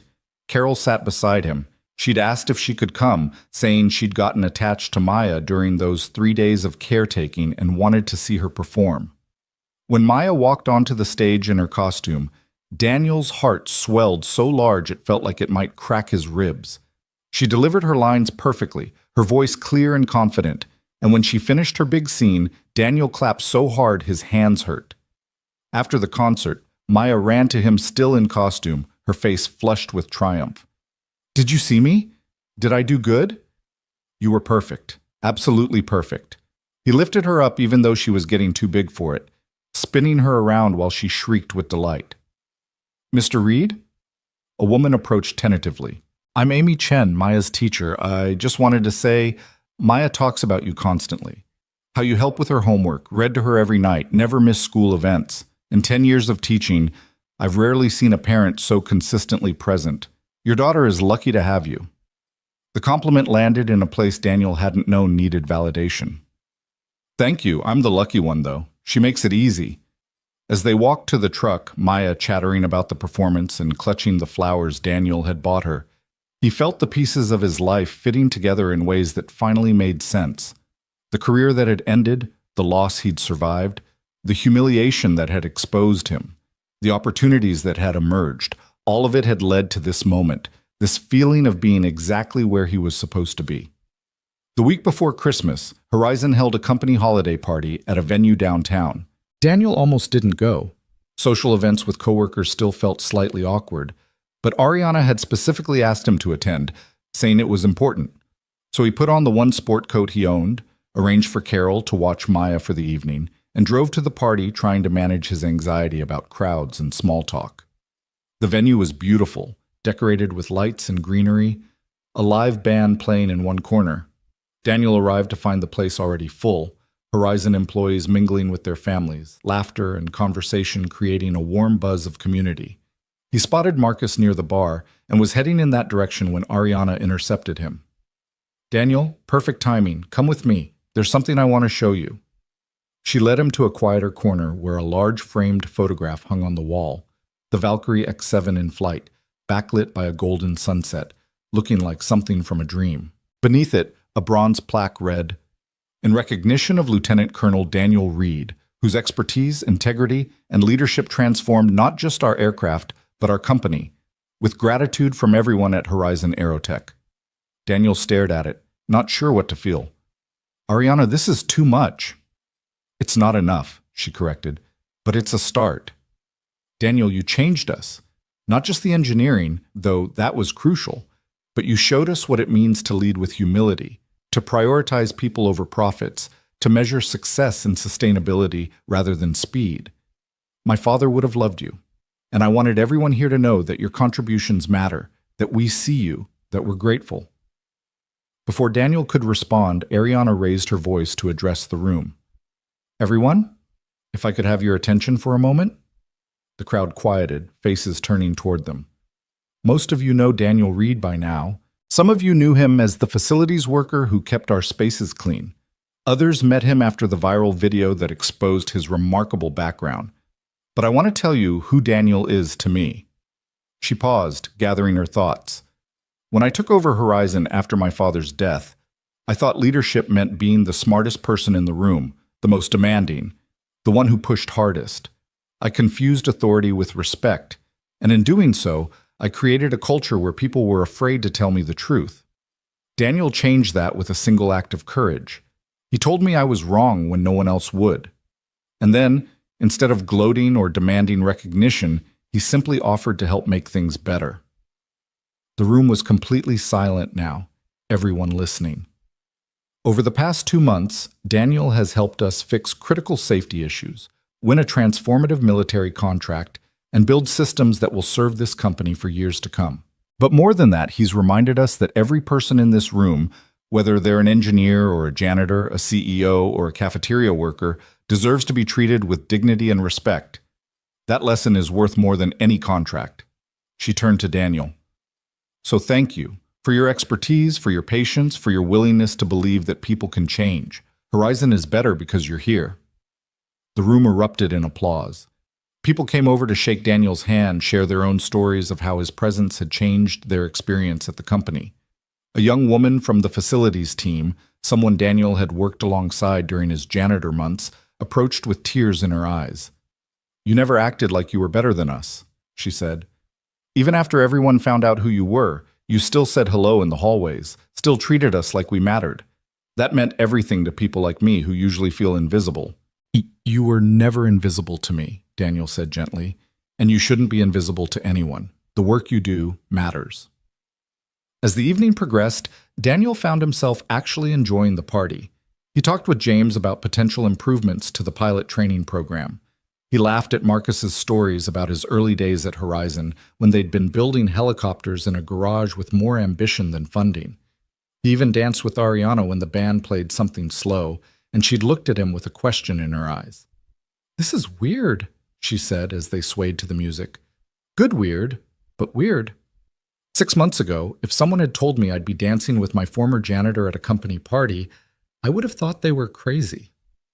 6 months ago, if someone told me I'd be consulting for an aerospace company and dancing with its CEO, I would have thought they were describing someone else's life. Maybe we're both living someone else's life now. Better versions of ourselves." "Maybe," Daniel agreed. "Or maybe we're just finally living our actual lives instead of the ones we thought we were supposed to have." The song ended, and they separated, the moment passing into memory. Daniel checked his watch and realized it was past 10, later than he'd intended to stay. He found Ariana to say goodbye and thank her for the recognition, then headed out into the cold December night. His phone rang as he was walking to his truck. An unknown number, which he almost didn't answer, but something made him pick up. "Daniel Reed?" The voice was male, professional, vaguely familiar. "Speaking." "This is Colonel Patterson from Wright-Patterson Medical Center. We spoke during your evaluation. I hope I'm not calling too late." "It's fine. What can I do for you, Colonel?" "I wanted to follow up on something we discussed. You mentioned interest in possibly pursuing civilian aviation certification now that military flying isn't an option. I've been consulting with some specialists, and we believe that with targeted physical therapy and a minor surgical procedure to remove scar tissue, you could potentially be cleared for civilian rotorcraft operations under specific conditions." Daniel stopped walking, his heart suddenly loud in his ears. "What kind of specific conditions?" "Visual flight rules only. No night operations. Aircraft with dual controls and modern stability systems. Maximum flight duration of 2 hours with mandatory rest periods. Essentially instructional flying or recreational operations. Nothing demanding, nothing that would put you at risk if your symptoms flared. But Daniel, it would be flying. Real flying, not just observer seat." The possibility hung in the air like a gift Daniel wasn't sure he should accept. What would the procedure involve? Outpatient surgery, about 90 minutes. Recovery time of 6 to 8 weeks before you could begin flight training for the civilian certification. The Air Force would cover the costs as part of your medical retirement benefits, and I have contacts at the FAA who could help expedite the certification process. "Why are you doing this?" Daniel asked. "Why go to this effort for one grounded pilot?" Patterson was quiet for a moment. "Because I've spent 30 years in military medicine, watching good people lose capabilities they'd built their entire identity around. Most of them never find their way back to any version of what they loved. But you found a different way to stay connected to aviation, to use your expertise, to contribute meaningfully. That resilience is rare, and if I can help you reclaim even a piece of what you lost, I want to try. You've earned that opportunity." Daniel leaned against his truck, looking up at the stars scattered across the winter sky. Flying again. Not combat, not the high-stakes military operations that had defined his career, but still the sky, the freedom, the pure joy of three-dimensional movement. "I need to think about it," he said finally. "Talk to my daughter, consider what it would mean for my work here. Can I have some time?" "Take all the time you need, but Daniel, don't let fear make this decision. I've seen your file, watched your simulator performance. You're still an exceptional pilot. The question isn't whether you can fly, it's whether you'll let yourself." After the call ended, Daniel sat in his truck for a long time, engine running for heat, mind churning through possibilities and fears. He could fly again. Limited, conditional, nothing like what he'd done before, but still flying. The question was whether that would be enough, or whether it would just reopen wounds he'd worked so hard to heal. He drove home and relieved Carol, who reported that Maya had gone to bed without incident after reading 2 chapters ahead in their current book because she couldn't wait to find out what happened next. Daniel checked on his daughter, watching her sleep with that complete abandonment only children achieved, and felt the weight of the decision pressing on him. What would Sarah say? She'd probably tell him to stop overthinking and trust his instincts. She'd remind him that regret came from not trying, not from trying and failing. She'd push him toward the sky because she'd understood that part of him better than he sometimes understood it himself. The next morning was Saturday, which meant their usual routine: pancakes, cartoons, then whatever adventure they felt like pursuing. Today, Maya wanted to go to the science museum, so they bundled up against the cold and made the drive to Denver. As they wandered through exhibits about space exploration and aerodynamics, Daniel found himself watching Maya more than the displays. She approached everything with such unself-conscious curiosity, asking questions that revealed her quick mind, making connections that impressed the docents. She was becoming her own person, growing into independence that both thrilled and terrified him. "Daddy, look at this," Maya called from across the room, pointing at a wind tunnel where you could test paper airplane designs. "Can we try?" They spent an hour folding different airplane configurations and testing them, laughing when designs failed spectacularly and cheering when one caught the airstream just right and soared. It was simple, joyful, the kind of moment Daniel had learned to treasure. Over lunch in the museum cafe, Maya asked the question that had been building all morning. "Daddy, are you sad?" "What makes you think I'm sad?" "You have your thinking face on. The one you get when you're trying to make a decision about something important." Daniel marveled again at her perceptiveness. "You're right. I got a phone call last night about something that might let me fly helicopters again. Not like I used to, but still flying, and I'm trying to decide if I should do it." "Why wouldn't you?" Maya's confusion was genuine. "You love flying." "I do, but I also love being here with you. And I'm worried that if I start flying again, even just a little, it might take time away from us. Or that it might make me want more and more until I'm not present the way I want to be." Maya considered this seriously while eating French fries. "Mrs. Henderson says that parents are allowed to do things they love even if it means their kids have to share them sometimes. She says that's how kids learn that grown-ups are whole people, not just parents." Mrs. Henderson is very wise. "So if flying makes you happy and you can do it without disappearing like you're worried about, then I think you should do it.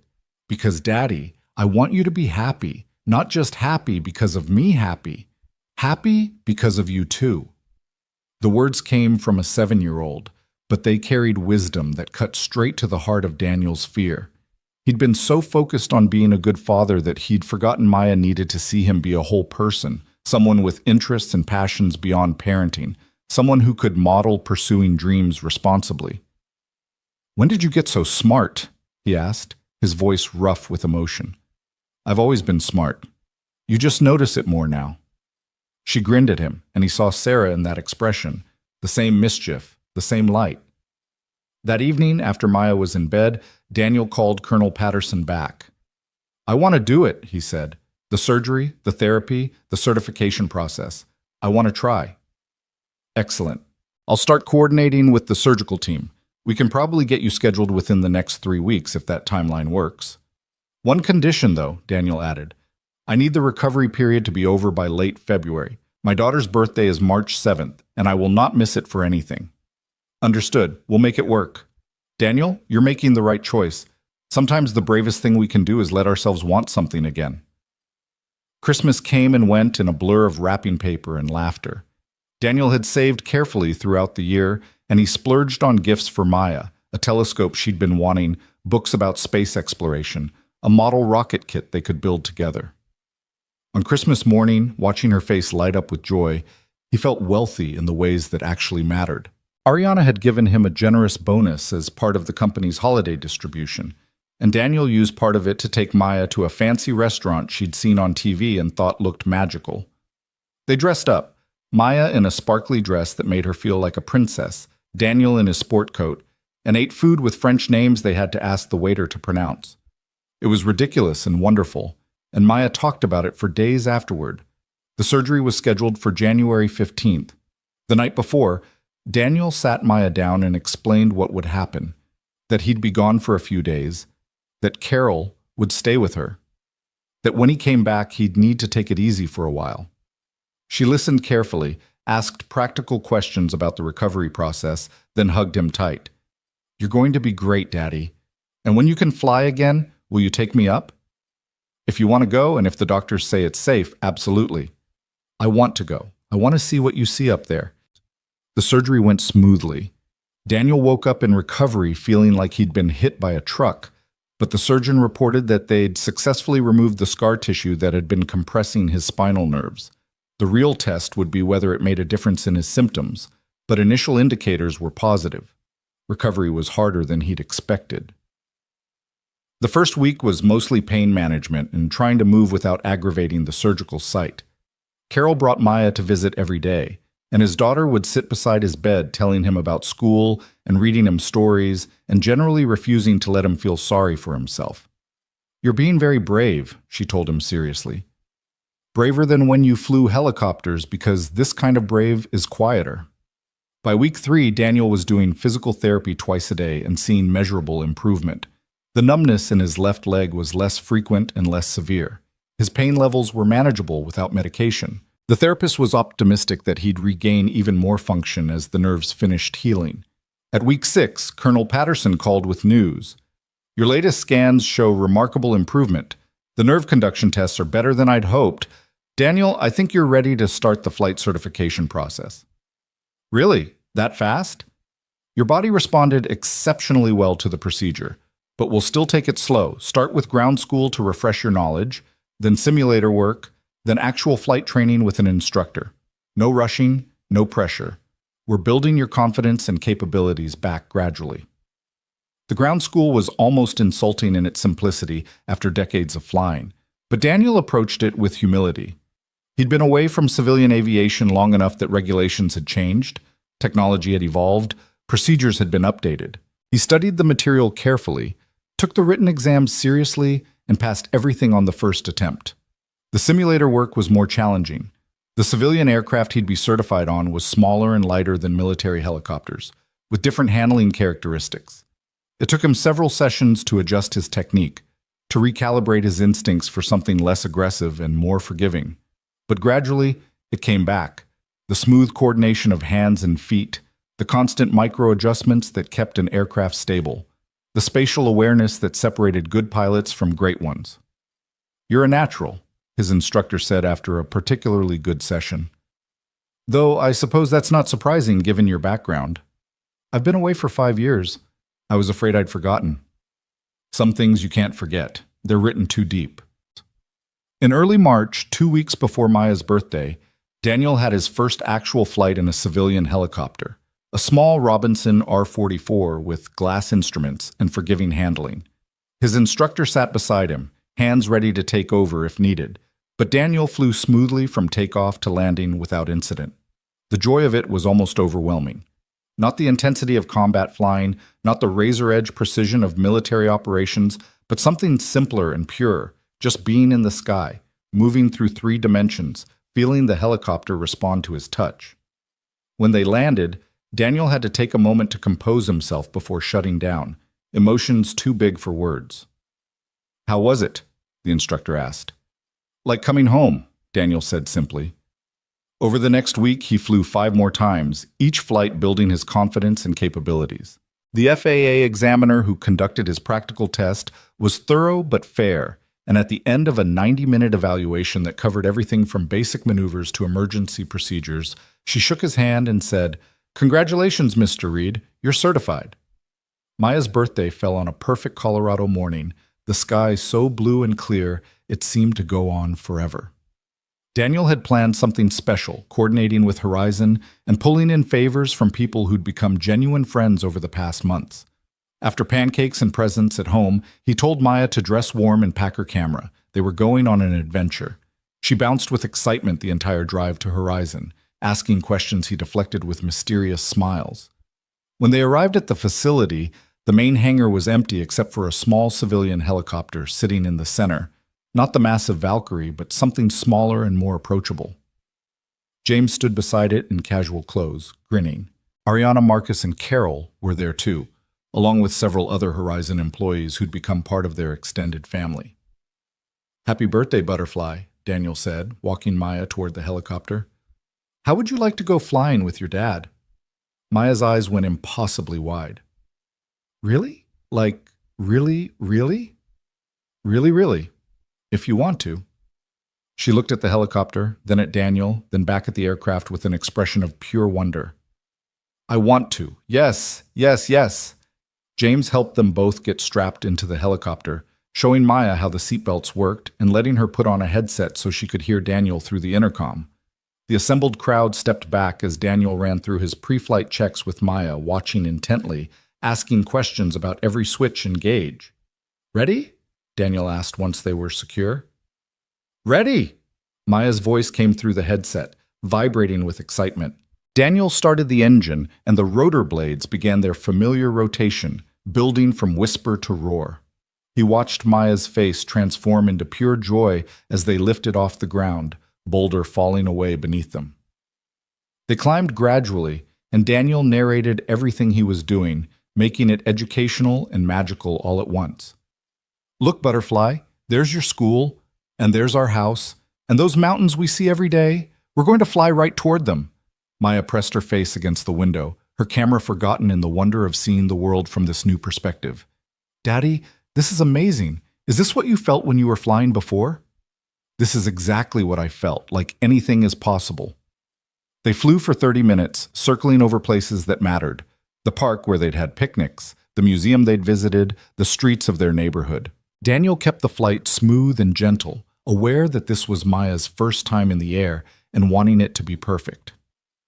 As they headed back toward Horizon, Maya said through the intercom, "Daddy, I understand now why you missed flying so much. It's like magic, but real." "It is magic," Daniel agreed. "The best kind. The kind that's made of physics and skill and courage all mixed together." The landing was feather soft, Daniel's touch gentle as he brought them back to Earth. When they shut down and climbed out, Maya ran to the assembled crowd, talking so fast her words tumbled over each other, trying to describe everything she'd seen and felt.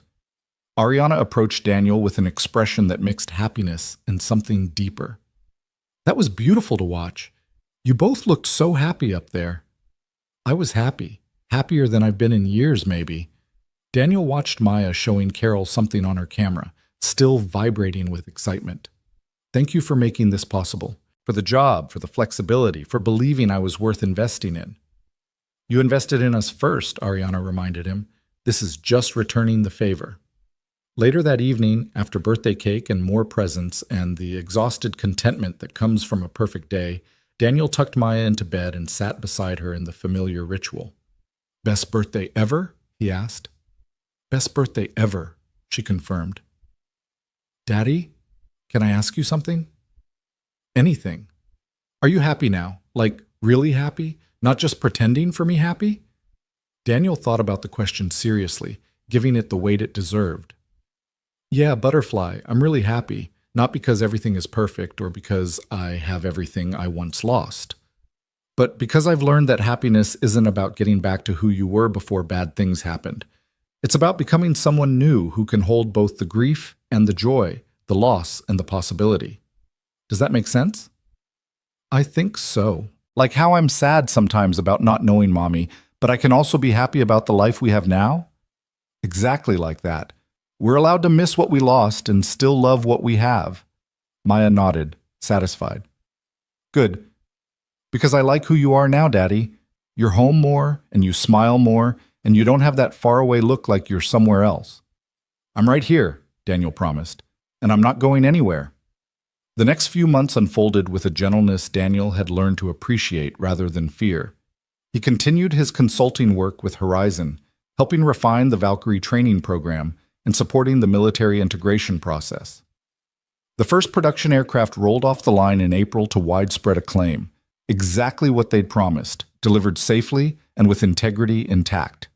James got promoted to chief test pilot officially, and he and Daniel developed a partnership built on mutual respect and complementary skills. They'd spend hours debating the finer points of helicopter aerodynamics, challenging each other's assumptions, making each other better. Ariana thrived in her evolved leadership style, building a company culture where people felt valued and heard. The viral videos that had started everything faded from public consciousness the way internet phenomena always do, replaced by new stories and new scandals. But the changes those videos catalyzed remained, not just at Horizon, but in Daniel's life, in the way he understood his own worth. In May, Daniel started taking on occasional flight instruction work, teaching civilians who wanted to learn rotorcraft. It was rewarding in unexpected ways, helping people discover the joy of flight, watching confidence build as skills developed, sharing his love of aviation in a context that didn't involve life or death stakes. One of his students was a woman in her 40s who'd always dreamed of learning to fly but had been told she was too old to start. After her first solo flight, she hugged Daniel with tears streaming down her face. "Thank you for believing I could do this. My whole life, people told me what I couldn't do. You're the first instructor who focused on what I could." "That's because limits are mostly lies we tell ourselves," Daniel said, "or lies other people tell us that we believe. Real limitations exist, but they're fewer than we think." As summer arrived, Daniel established a rhythm that honored all the parts of himself. Father first, always. Maya's needs setting the structure of his days. Then consultant, helping Horizon grow and succeed. Then instructor, sharing his knowledge with new pilots. And finally, on rare perfect mornings, just a pilot himself, taking the helicopter up alone to fly through the mountains, feeling the freedom that had once defined him and now complemented the life he'd built. One Saturday in June, Daniel received an unexpected visitor at his house. A young man in his 20s, military short haircut, nervous energy. He introduced himself as Lieutenant Ryan Torres, currently stationed at Fort Carson. "Sir, I hope this isn't weird, but I had to come see you. I trained under you at Fort Rucker 6 years ago. You were my instructor for advanced tactics, and you basically taught me everything I know about flying. When I saw the video of you flying the Valkyrie, when I learned what happened to you, I just wanted to say thank you for everything you taught me and for showing me that there's life after the uniform." Daniel invited him in, and they spent 2 hours talking about flying and transition and the challenge of defining yourself beyond your military service. When Torres left, Daniel felt the satisfaction that comes from realizing your influence extends further than you knew, that the work you did mattered to people you'd forgotten. In July, the Valkyrie program hit a significant milestone, the first operational deployment with military units. Daniel attended the ceremony at Fort Bragg where the aircraft were officially handed over, and he stood beside Ariana and the Horizon team watching pilots climb into machines they'd helped build. General Richardson spoke about safety, innovation, and the importance of companies that prioritize getting it right over getting it fast. "This aircraft will save lives," she said, "not just because it's technologically advanced, but because it was built with integrity by people who understood that every helicopter carries someone's parent, child, spouse, friend. That consciousness shows in every system, every safety feature, every design choice." Afterward, Daniel stood alone looking at the row of Valkyries gleaming in the summer sun. He thought about how far they'd all come. The aircraft from troubled prototype to operational success. Horizon from fear-driven culture to values-based leadership. Ariana from cruel to compassionate. Himself from invisible to essential. James found him there. "Quite a view, huh? Yeah, we built something good. We built something great. And Daniel, I know you don't like the attention, but people are going to remember this. The janitor who was secretly a hero, who saved a company and helped build aircraft that will serve for decades. That's a legacy." "I don't care about legacy," Daniel said honestly. "I care about whether the pilots flying these machines get home safely to their families. I care about whether Maya grows up knowing her dad kept his promises. I care about whether the work I do makes the world even slightly better than I found it. If that creates a legacy, fine, but it's not what drives me." "That's exactly why it matters," James said quietly.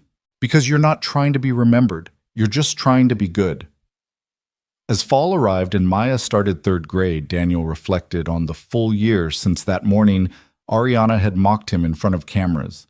So much had changed, yet the core of his life remained wonderfully stable.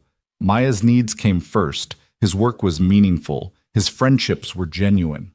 The viral fame had faded into comfortable obscurity. He was known at Horizon, respected in local aviation circles, but he could still go to the grocery store without being recognized. One October evening, Daniel was helping Maya with homework when his phone rang.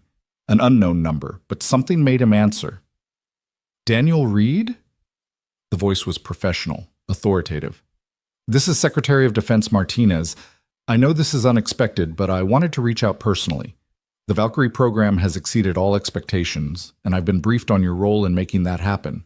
The President has asked me to convey his gratitude and to inform you that you're being considered for the Defense Meritorious Service Medal for your contributions to military aviation. Daniel sat down slowly, stunned. Sir, I appreciate the recognition, but I'm not sure I've done anything worthy of that level of award. You identified critical safety issues that could have resulted in catastrophic failures. You designed training protocols that are becoming the standard for rotorcraft integration. And perhaps most importantly, you demonstrated leadership that inspired a company to prioritize safety over profits. Daniel, we need more people like you in defense contracting. If you're ever interested in a position at the Pentagon, thank you, sir, but no. I'm happy where I am. I have a daughter who needs me present, and I've learned that being a good father is more important than any career achievement. I respect that. The offer stands if you ever change your mind. And Daniel, thank you for your service. All of it, the years in uniform and the years after. After the call ended, Daniel sat quietly processing what had just happened. A medal from the President, an offer to work at the Pentagon, recognition at the highest levels. 5 years ago, those opportunities would have seemed like validation of his worth. Now they felt like temptations away from what actually mattered. Who was that? Maya asked, looking up from her math problems.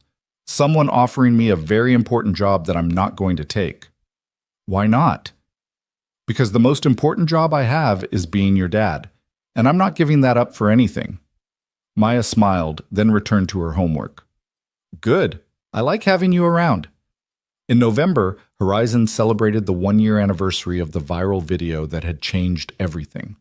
Ariana threw a party specifically to mark the occasion, inviting everyone who'd been part of the journey. They watched the original video together, laughing at how much had changed, marveling at the unlikely chain of events that had transformed a moment of humiliation into a catalyst for growth. I was such an ass, Ariana said, shaking her head at her younger self on screen. Look at that smirk, that arrogance. I'm embarrassed watching it now. Don't be embarrassed, Daniel said. Be grateful you had the capacity to change. A lot of people don't. Only because you showed me what change looked like. Daniel, I've been thinking. About that marriage proposal? He interrupted with a grin. Because I'm still not interested, even though you've become much nicer. Everyone laughed, the joke landing differently now that genuine affection existed between them. Ariana rolled her eyes. Not about marriage, though, thanks for the ego boost. I've been thinking about starting a mentorship program, pairing our executives with support staff to break down hierarchies and build relationships across roles. Creating opportunities for people to be seen as whole individuals rather than just job titles. Would you help me design it? I'd be honored. As winter returned and the anniversary of Sarah's death approached, Daniel took Maya to visit the cemetery where her mother was buried. They'd been several times over the years, but this visit felt different. Maya was older now, more capable of understanding loss, and Daniel found himself sharing stories he'd previously thought she was too young to hear. Your mom was the bravest person I ever knew, he said, sitting on the cold ground beside Sarah's headstone. Not because she faced cancer without fear, she was terrified, but because she faced it anyway. She fought for every extra day so she could be with you longer. And in the end, she made me promise to live fully, not just survive. Are you keeping that promise? Maya asked. I'm trying. Some days are better than others, but yeah, I think I'm keeping it. Good. Because I bet Mommy is watching, and she'd want you to be happy. Daniel looked at his daughter, this remarkable human he and Sarah had created, and felt overwhelmed by gratitude that he'd been given this gift. You know what your mom would love most about you? What? That you're kind. Smarter than most adults, funny as hell, curious about everything. All of that is great.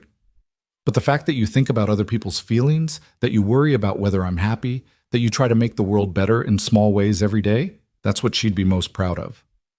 They sat together in comfortable silence, the winter sun pale and cold, until Maya said she was ready to go. As they walked back to the truck, she slipped her hand into Daniel's. Daddy? I'm glad you can fly again, but I'm also glad you're still here on the ground with me most of the time. Me too, Butterfly. Me too. On a crystalline morning in December, almost exactly a year since he'd first received the call from General Hawkins, Daniel stood in the Horizon hangar watching the sunset paint the mountains in shades of gold and amber. The Valkyrie production line was running smoothly now, aircraft rolling out to military units across the country. His consulting work had evolved into something sustainable, meaningful without being consuming. Maya was thriving, her confidence and curiosity growing daily. James joined him, 2 cups of coffee in hand. Thought you might need this. You've got that contemplative look. Just thinking about how strange life is. A year ago, I was mopping these floors thinking my flying days were over forever. Now I'm certified again, teaching new pilots, consulting on military programs. And my daughter tells anyone who will listen that her dad is basically a superhero. You kind of are, James said without irony. Not because of the flying, though that's impressive, but because you rebuilt your life after it fell apart. You raised an amazing kid by yourself, and you helped a whole company remember what integrity looks like. That's superhero stuff. Or it's just what you do when you don't have other options. Keep going, adapt, try to be decent along the way. There's always other options. You chose the hard ones that led somewhere good instead of the easy ones that led nowhere. They stood together watching the light fade. 2 pilots separated by generations and experience, but connected by their love of flight and their understanding of what it meant to lose it and find it again in new forms.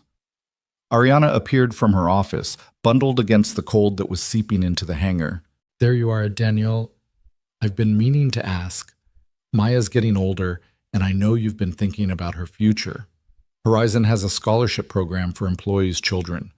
Full ride to any college for kids who demonstrate academic excellence and community involvement. Maya would qualify in a heartbeat. That's generous, but she's only 8. College is a long way off. Plans start early, and Daniel, I want you to know you have a home here for as long as you want it.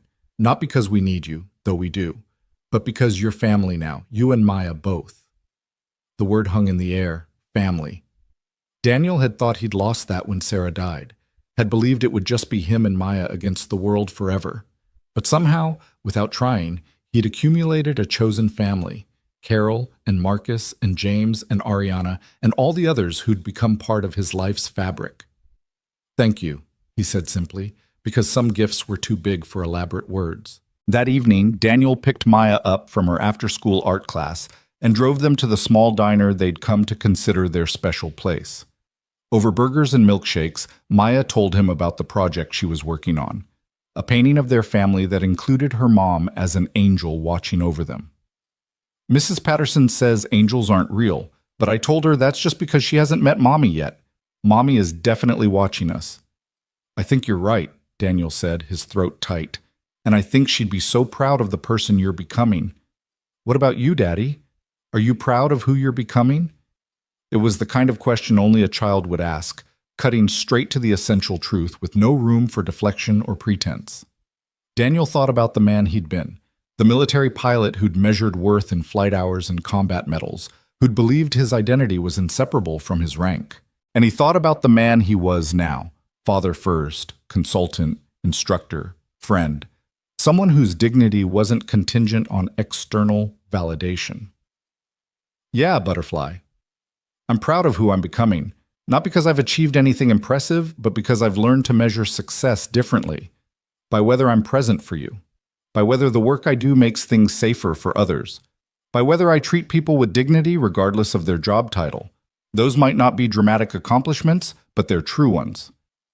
That's what really matters, Maya said with the casual wisdom of childhood. The true stuff.